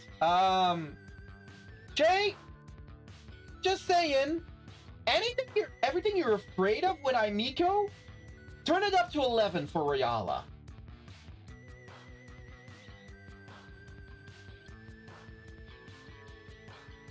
But yeah, this is a very old art of mine.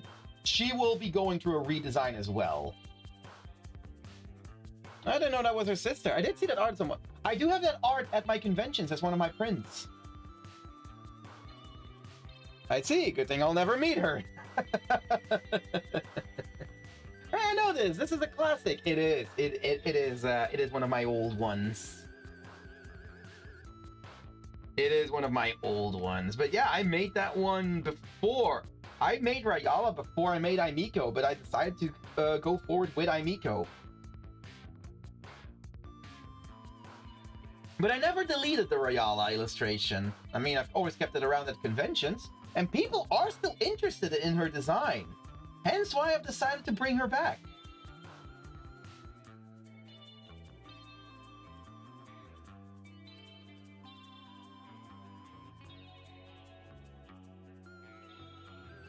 Made Ruby, she is trustworthy.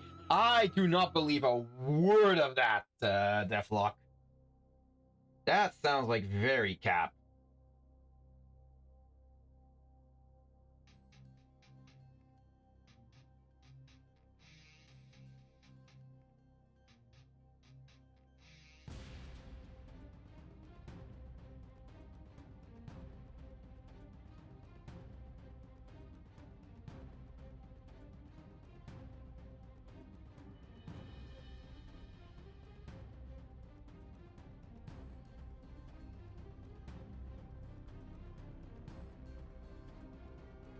Can I just say, absolutely loving the pose and the way clothes hang on her. Big fan. Thank you.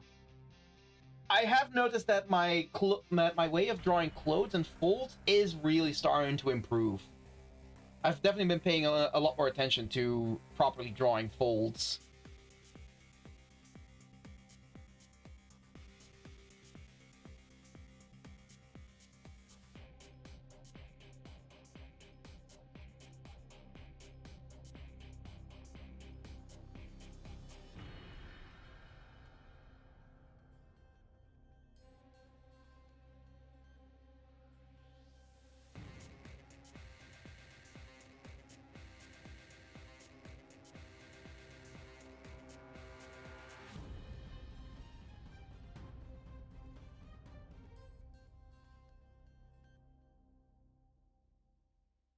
Even the frills in the clothes gives it more detail. I see you, Alpha. I mean, there's not that many frills, but yeah, there's like these little bits and these little tidbits and details. As I was saying, it's a good thing I'll never meet her. Are you sure about that? You seem very confident in that statement there, Jay. Are you certain you will never meet her? 'Cause I'm not certain you will never meet her.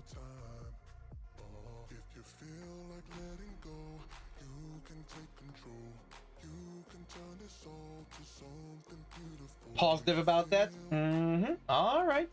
If you say so.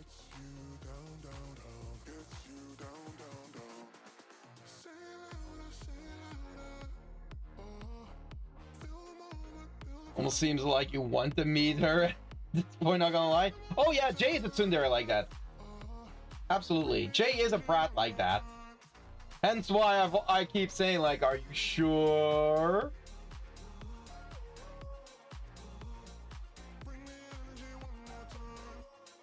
What if I told you I'm more interested in Aimiko? Well, see, here's the thing. You're more interested in Aimiko. You know who might be interested in that fact? Rayala.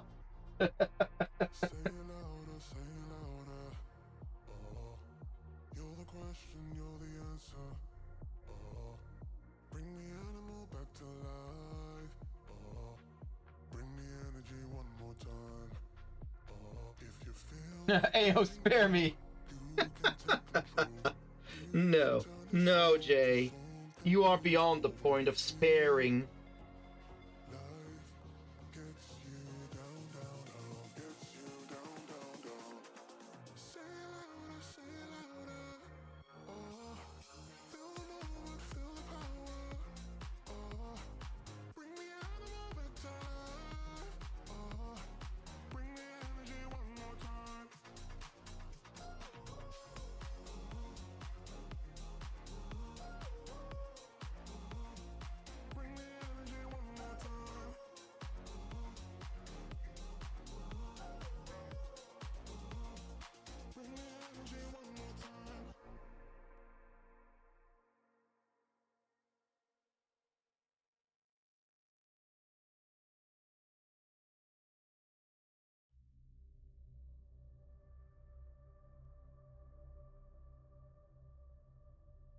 I thought we were homies.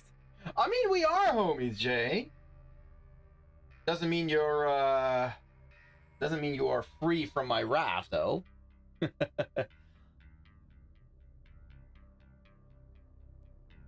Alpha, do you have a now playing element on your stream so that I can steal your playlist, pretty please? I really need to update some of my stream side things. I really should look into that. The thing is, most of the music I am playing is actually music that I picked up from YouTube's like audio library that is free, that is safe for streaming, or well, safe for using in YouTube streams and YouTube videos. I don't even know most of the songs that are playing right now.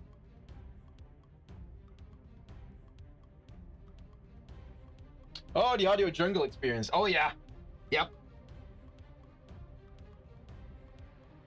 Like, I basically just went through the songs like, oh, this one sounds nice, add it. This one sounds okay, add it.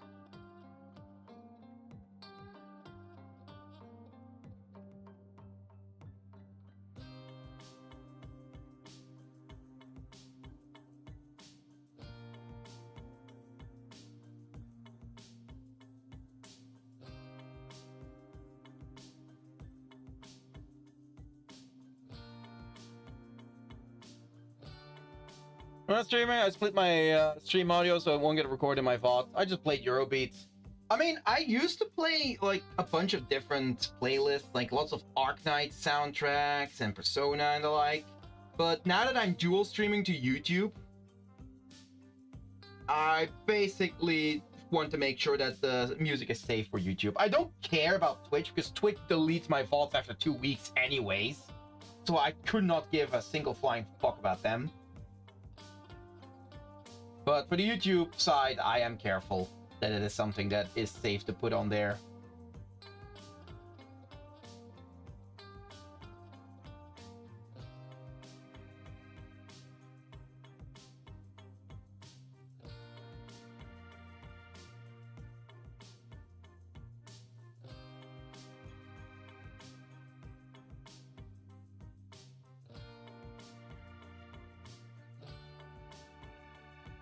Here I thought the legs were gonna be bare since, but then, wait. Here I thought the legs were gonna be bare. Then again, you did say you were holding it back a bit. Yeah, no, I did actually decide to give her thigh-high socks, which, well, the cutoff is underneath her skirt. So, legs are not there. She does have absolute territory, though, absolutely.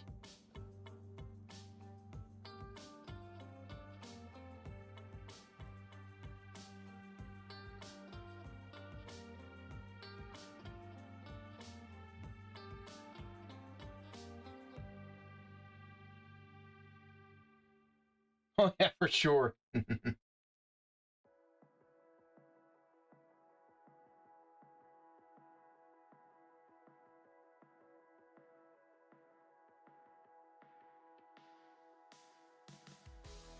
Almost looks like she's in a half bodysuit like Catwoman. I mean, that doesn't sound too wrong for her. Yeah, with the fact that I'm making them a bit more appropriate for like a D&D setting, they will actually be a bit more clothed than their previous iterations. Emphasis on a bit more. Case in point, Emmeline, who is still basically wearing almost nothing on the top side of things.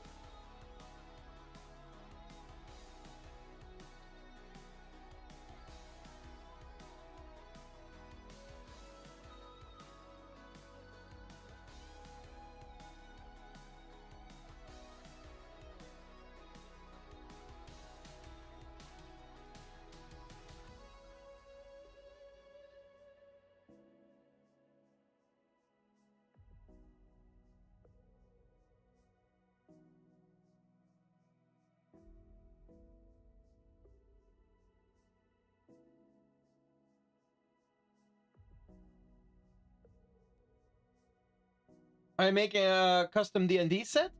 Kind of. The D&D campaign I'm currently running is actually a world that I built in such a way that my 3 OCs could be living in them.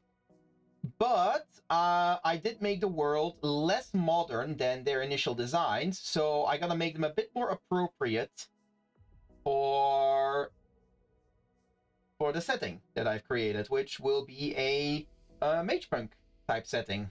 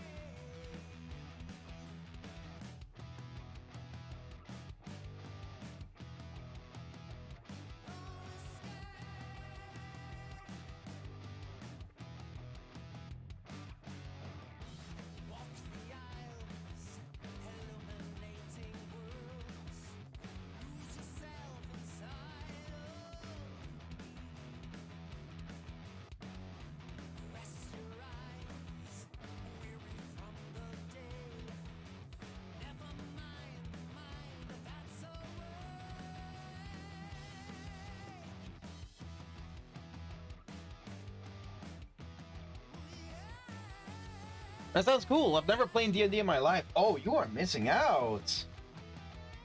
But it is quite a commitment to find a good D&D group.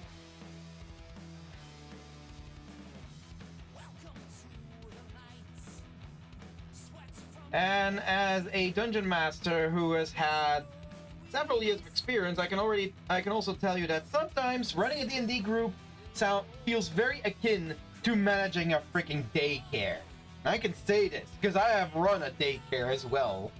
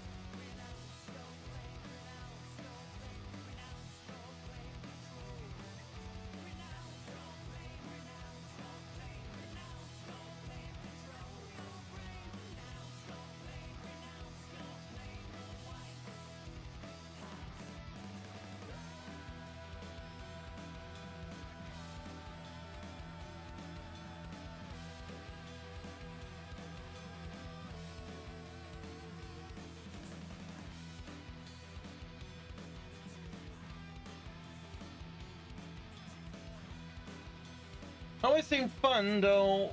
It always seemed fun though when I saw it in movies and TV shows. Too bad nobody nearby. My friend group.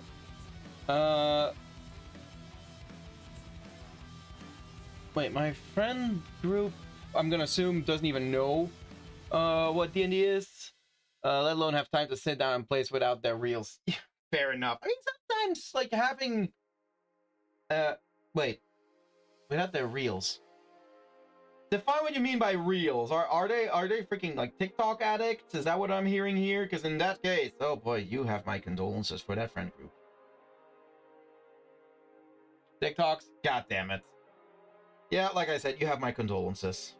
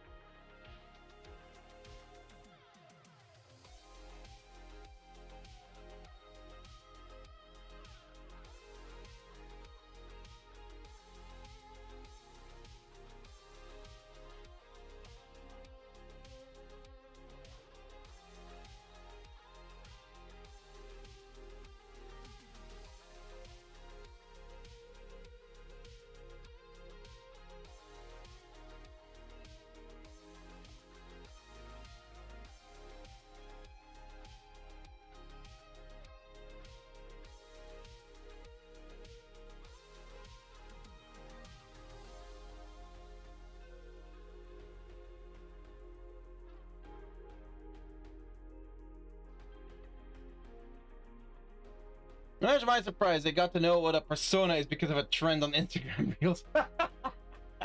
Oh no, those are prime tourists. Oh, that could go all sorts of wrong.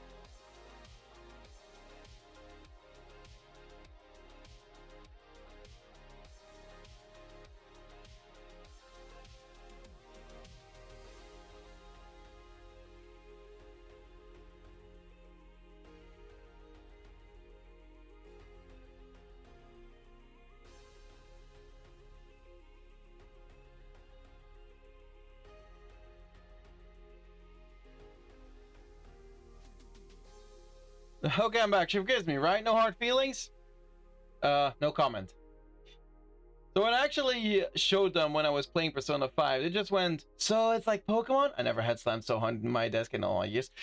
I'm gonna be honest, Vulcan.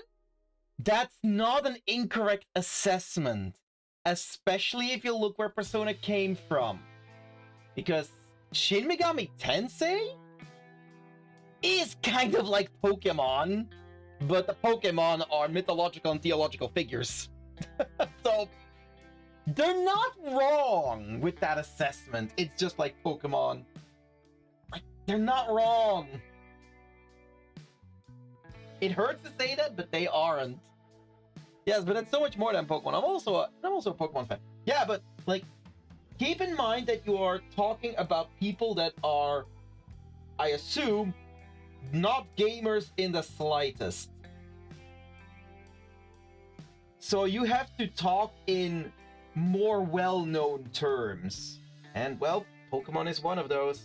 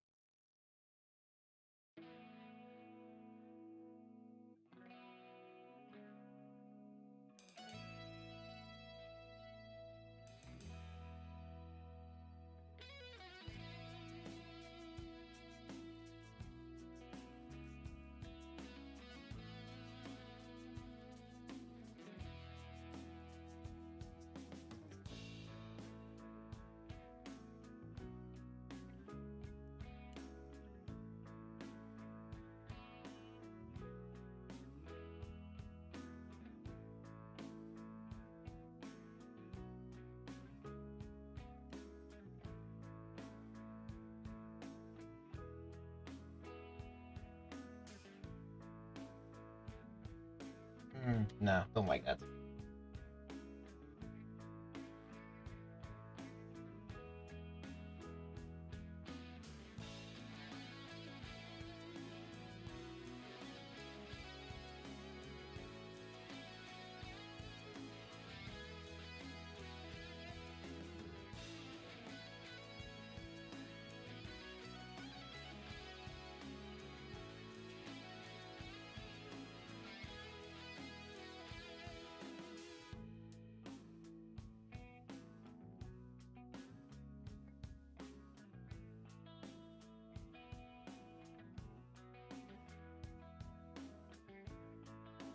Somebody asked when I was making my next Nemesis versus J image.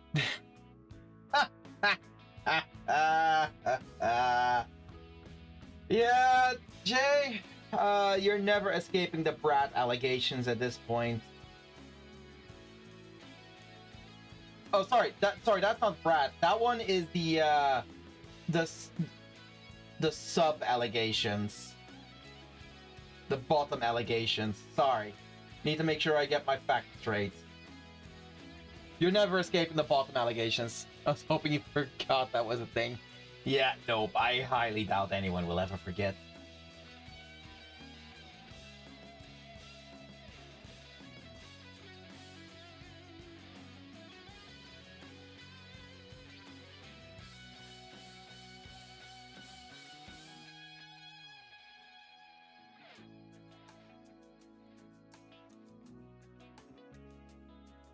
Alright, so, what are we feeling about this new Aimiko design?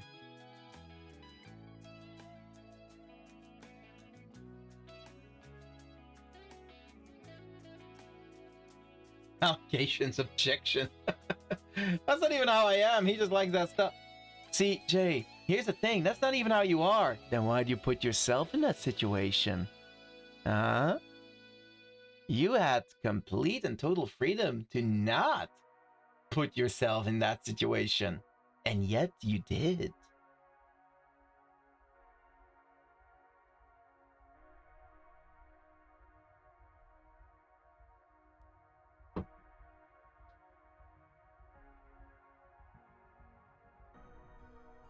Yeah. How are we feeling about this outfit for Aimiko? Not entirely certain about it yet. I probably need to sleep on it for a little bit. See if I want to make any slight changes to this. With or without glazing. I prefer to get it without glazing. Both, the answer is 10 on 10.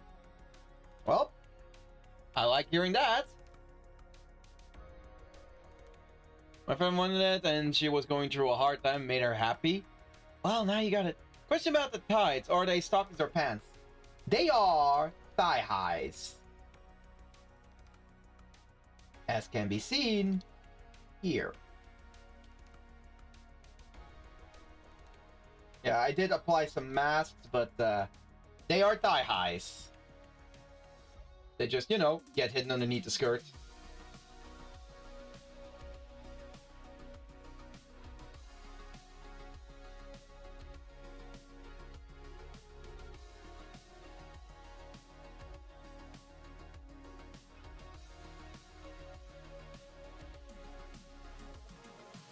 I know the feeling of needing to sleep on it. God knows how many times I've watched my own designs needing changes the next day. That is normal, because as you're working on something, like, your eyes get used to watching it, and you're gonna start missing you're gonna start, like, not seeing obvious mistakes. This is why, whenever I make a sketch, I don't like doing the line art in the same day. I prefer to wait at least a day before I start doing the line art, so I can let it rest and see if there's anything that needs fixing. Yeah, I like it. I personally would like more red or pinks added. See, that's what I'm also feeling. I feel like I might want to get rid of the white in favor of more reds or pinks. Like, I do like having the dark gray tones in there. I will probably keep those. But I'm not sure about the whites. The whites make her look too pure, if you get what I mean. I might want to do something else with those. But yeah, more reds and pinks is definitely something I'm feeling too. But I am going to sleep on it a bit. See what I can, what I want to change after giving it some time to rest. I apologize if I stepped out of line. When the heck did you step out of line? I asked for feedback and you gave me feedback. You did not step out of line. I'm pure trust, bro. You are never pure, Deathlock. Never. You were born impure.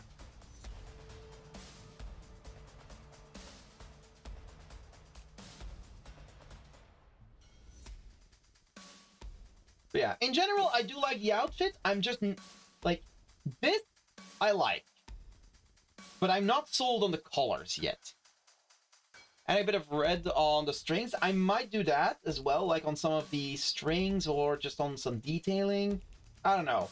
Again, I'm gonna let it rest for a moment and come back to it like tomorrow. See what I want to change. But I'm definitely not entirely happy yet with the colors. It is possible I might actually start replacing some of the dark grays with more like dark reds and stuff. I'll see. But yeah, definitely need to do a bit more color tweaking on this one.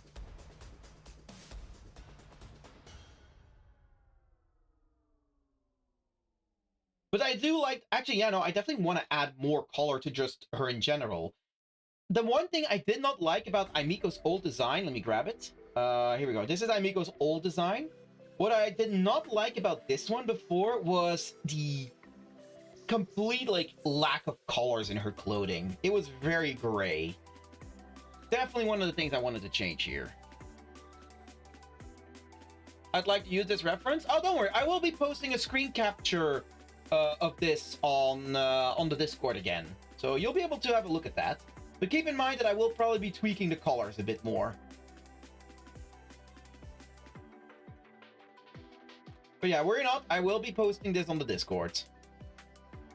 In the Work in Progress channel.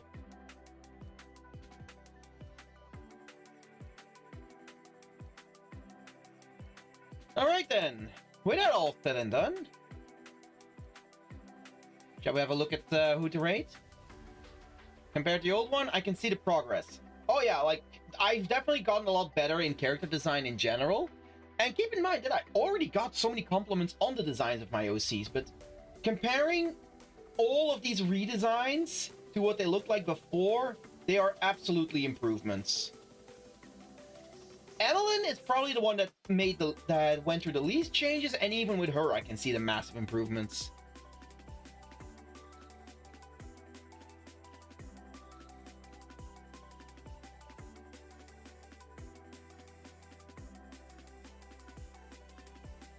Ads? Oh my god, really?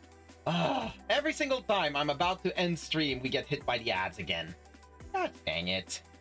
Alright, I'll wait until the ads are over. In the meantime, I can already have a look at who we might raid today. Let's see. Who's arting today? Who can we raid? Ooh, Blivix is live again. Oh, we didn't raid her yet. We did just raid her last week. So that's a bit too soon. Might need to stop by her stream regardless, though. Paris is live. Okotro is live. Let's see. We have Noicakes. That's Noicakes is live too. That will be it for me, Chief. I'll go sleep. Gotta go work tomorrow. All right, then. Thank you so much for stopping by, Vulcan. Hope to see you more often in the future. It was a pleasure talking to you again. Hollis is live. Yeah. Oh wow. Oh god. Oh god. There's so many live. Orobu is live as well. Of course, I mean Yenko's is live, but well. Oh. Oh, Yenko's is drawing a Daki.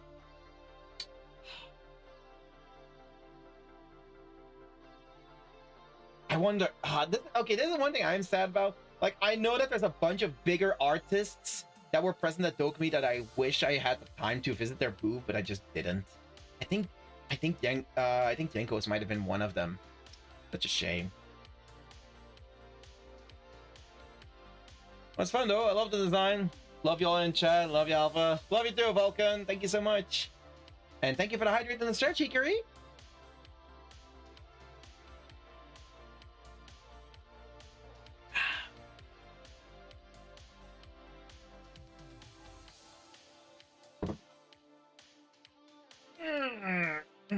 Let's see, who else?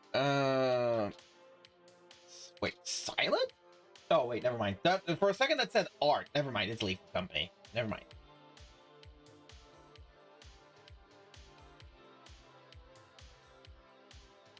Ugh.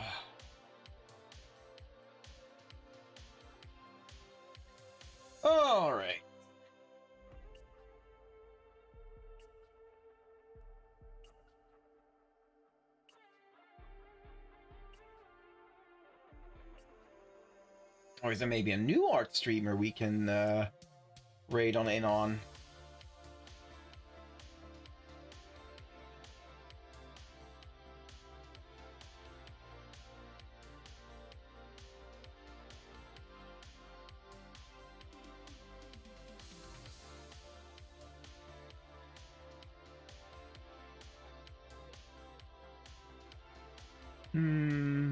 Don't immediately see one.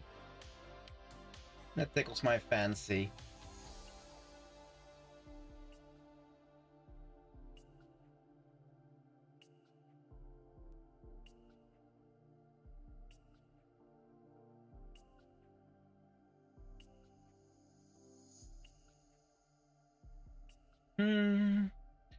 Loving the color palette on Aimiko's new outfit?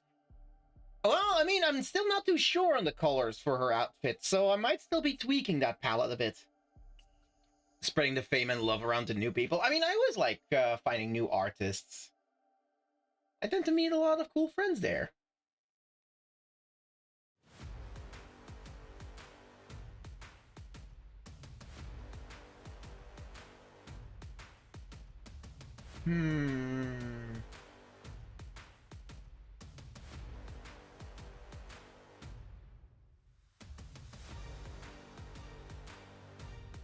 You know what? It's been ages since I last bounced on into Ilaria's stream, so I think we're gonna do that. I think we have found our rating target for today. Well, red, black, and white is pretty classic. I'm guilty of using it on a lot of my characters. Well, here's the thing. I feel like I might want to add more color in it, though. Like, the black and white, I feel like it might be a bit too dominant at the moment. But I'll see. I'll see. Probably just gonna be messing around with some colors tomorrow, after I let this rest for a moment. But we'll worry about that tomorrow. Alright then. Time to fire off the raid timer. Bada bing, bada boom. Alright then, and with the raid timer ticking down, once more I'd like to thank every single one of you for being here, whether you were active in chat or simply lurking in the background. I very much appreciate every single one of you.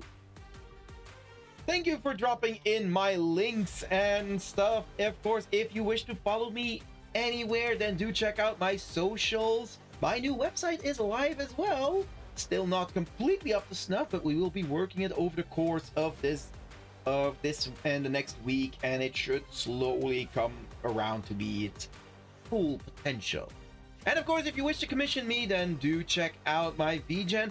I will say I need to update those links. I no longer take Ko-Fi commissions, but I definitely take them on VGen because I am very close to getting verified. And thank you for the rate messages there, Hikari. And of course, if you wish to join our little art and game community, then do check out the Discords. Alright, tomorrow I will be back with another stream as we will continue our playthrough of Persona 5 Strikers, but if you do not care for that, then worry not, we will be back on Thursday with more art. No idea what we're doing, but we'll have to wait and see. Alright then, thank you once again everyone, and I hope to see you all either tomorrow or on Thursday. Bye-bye!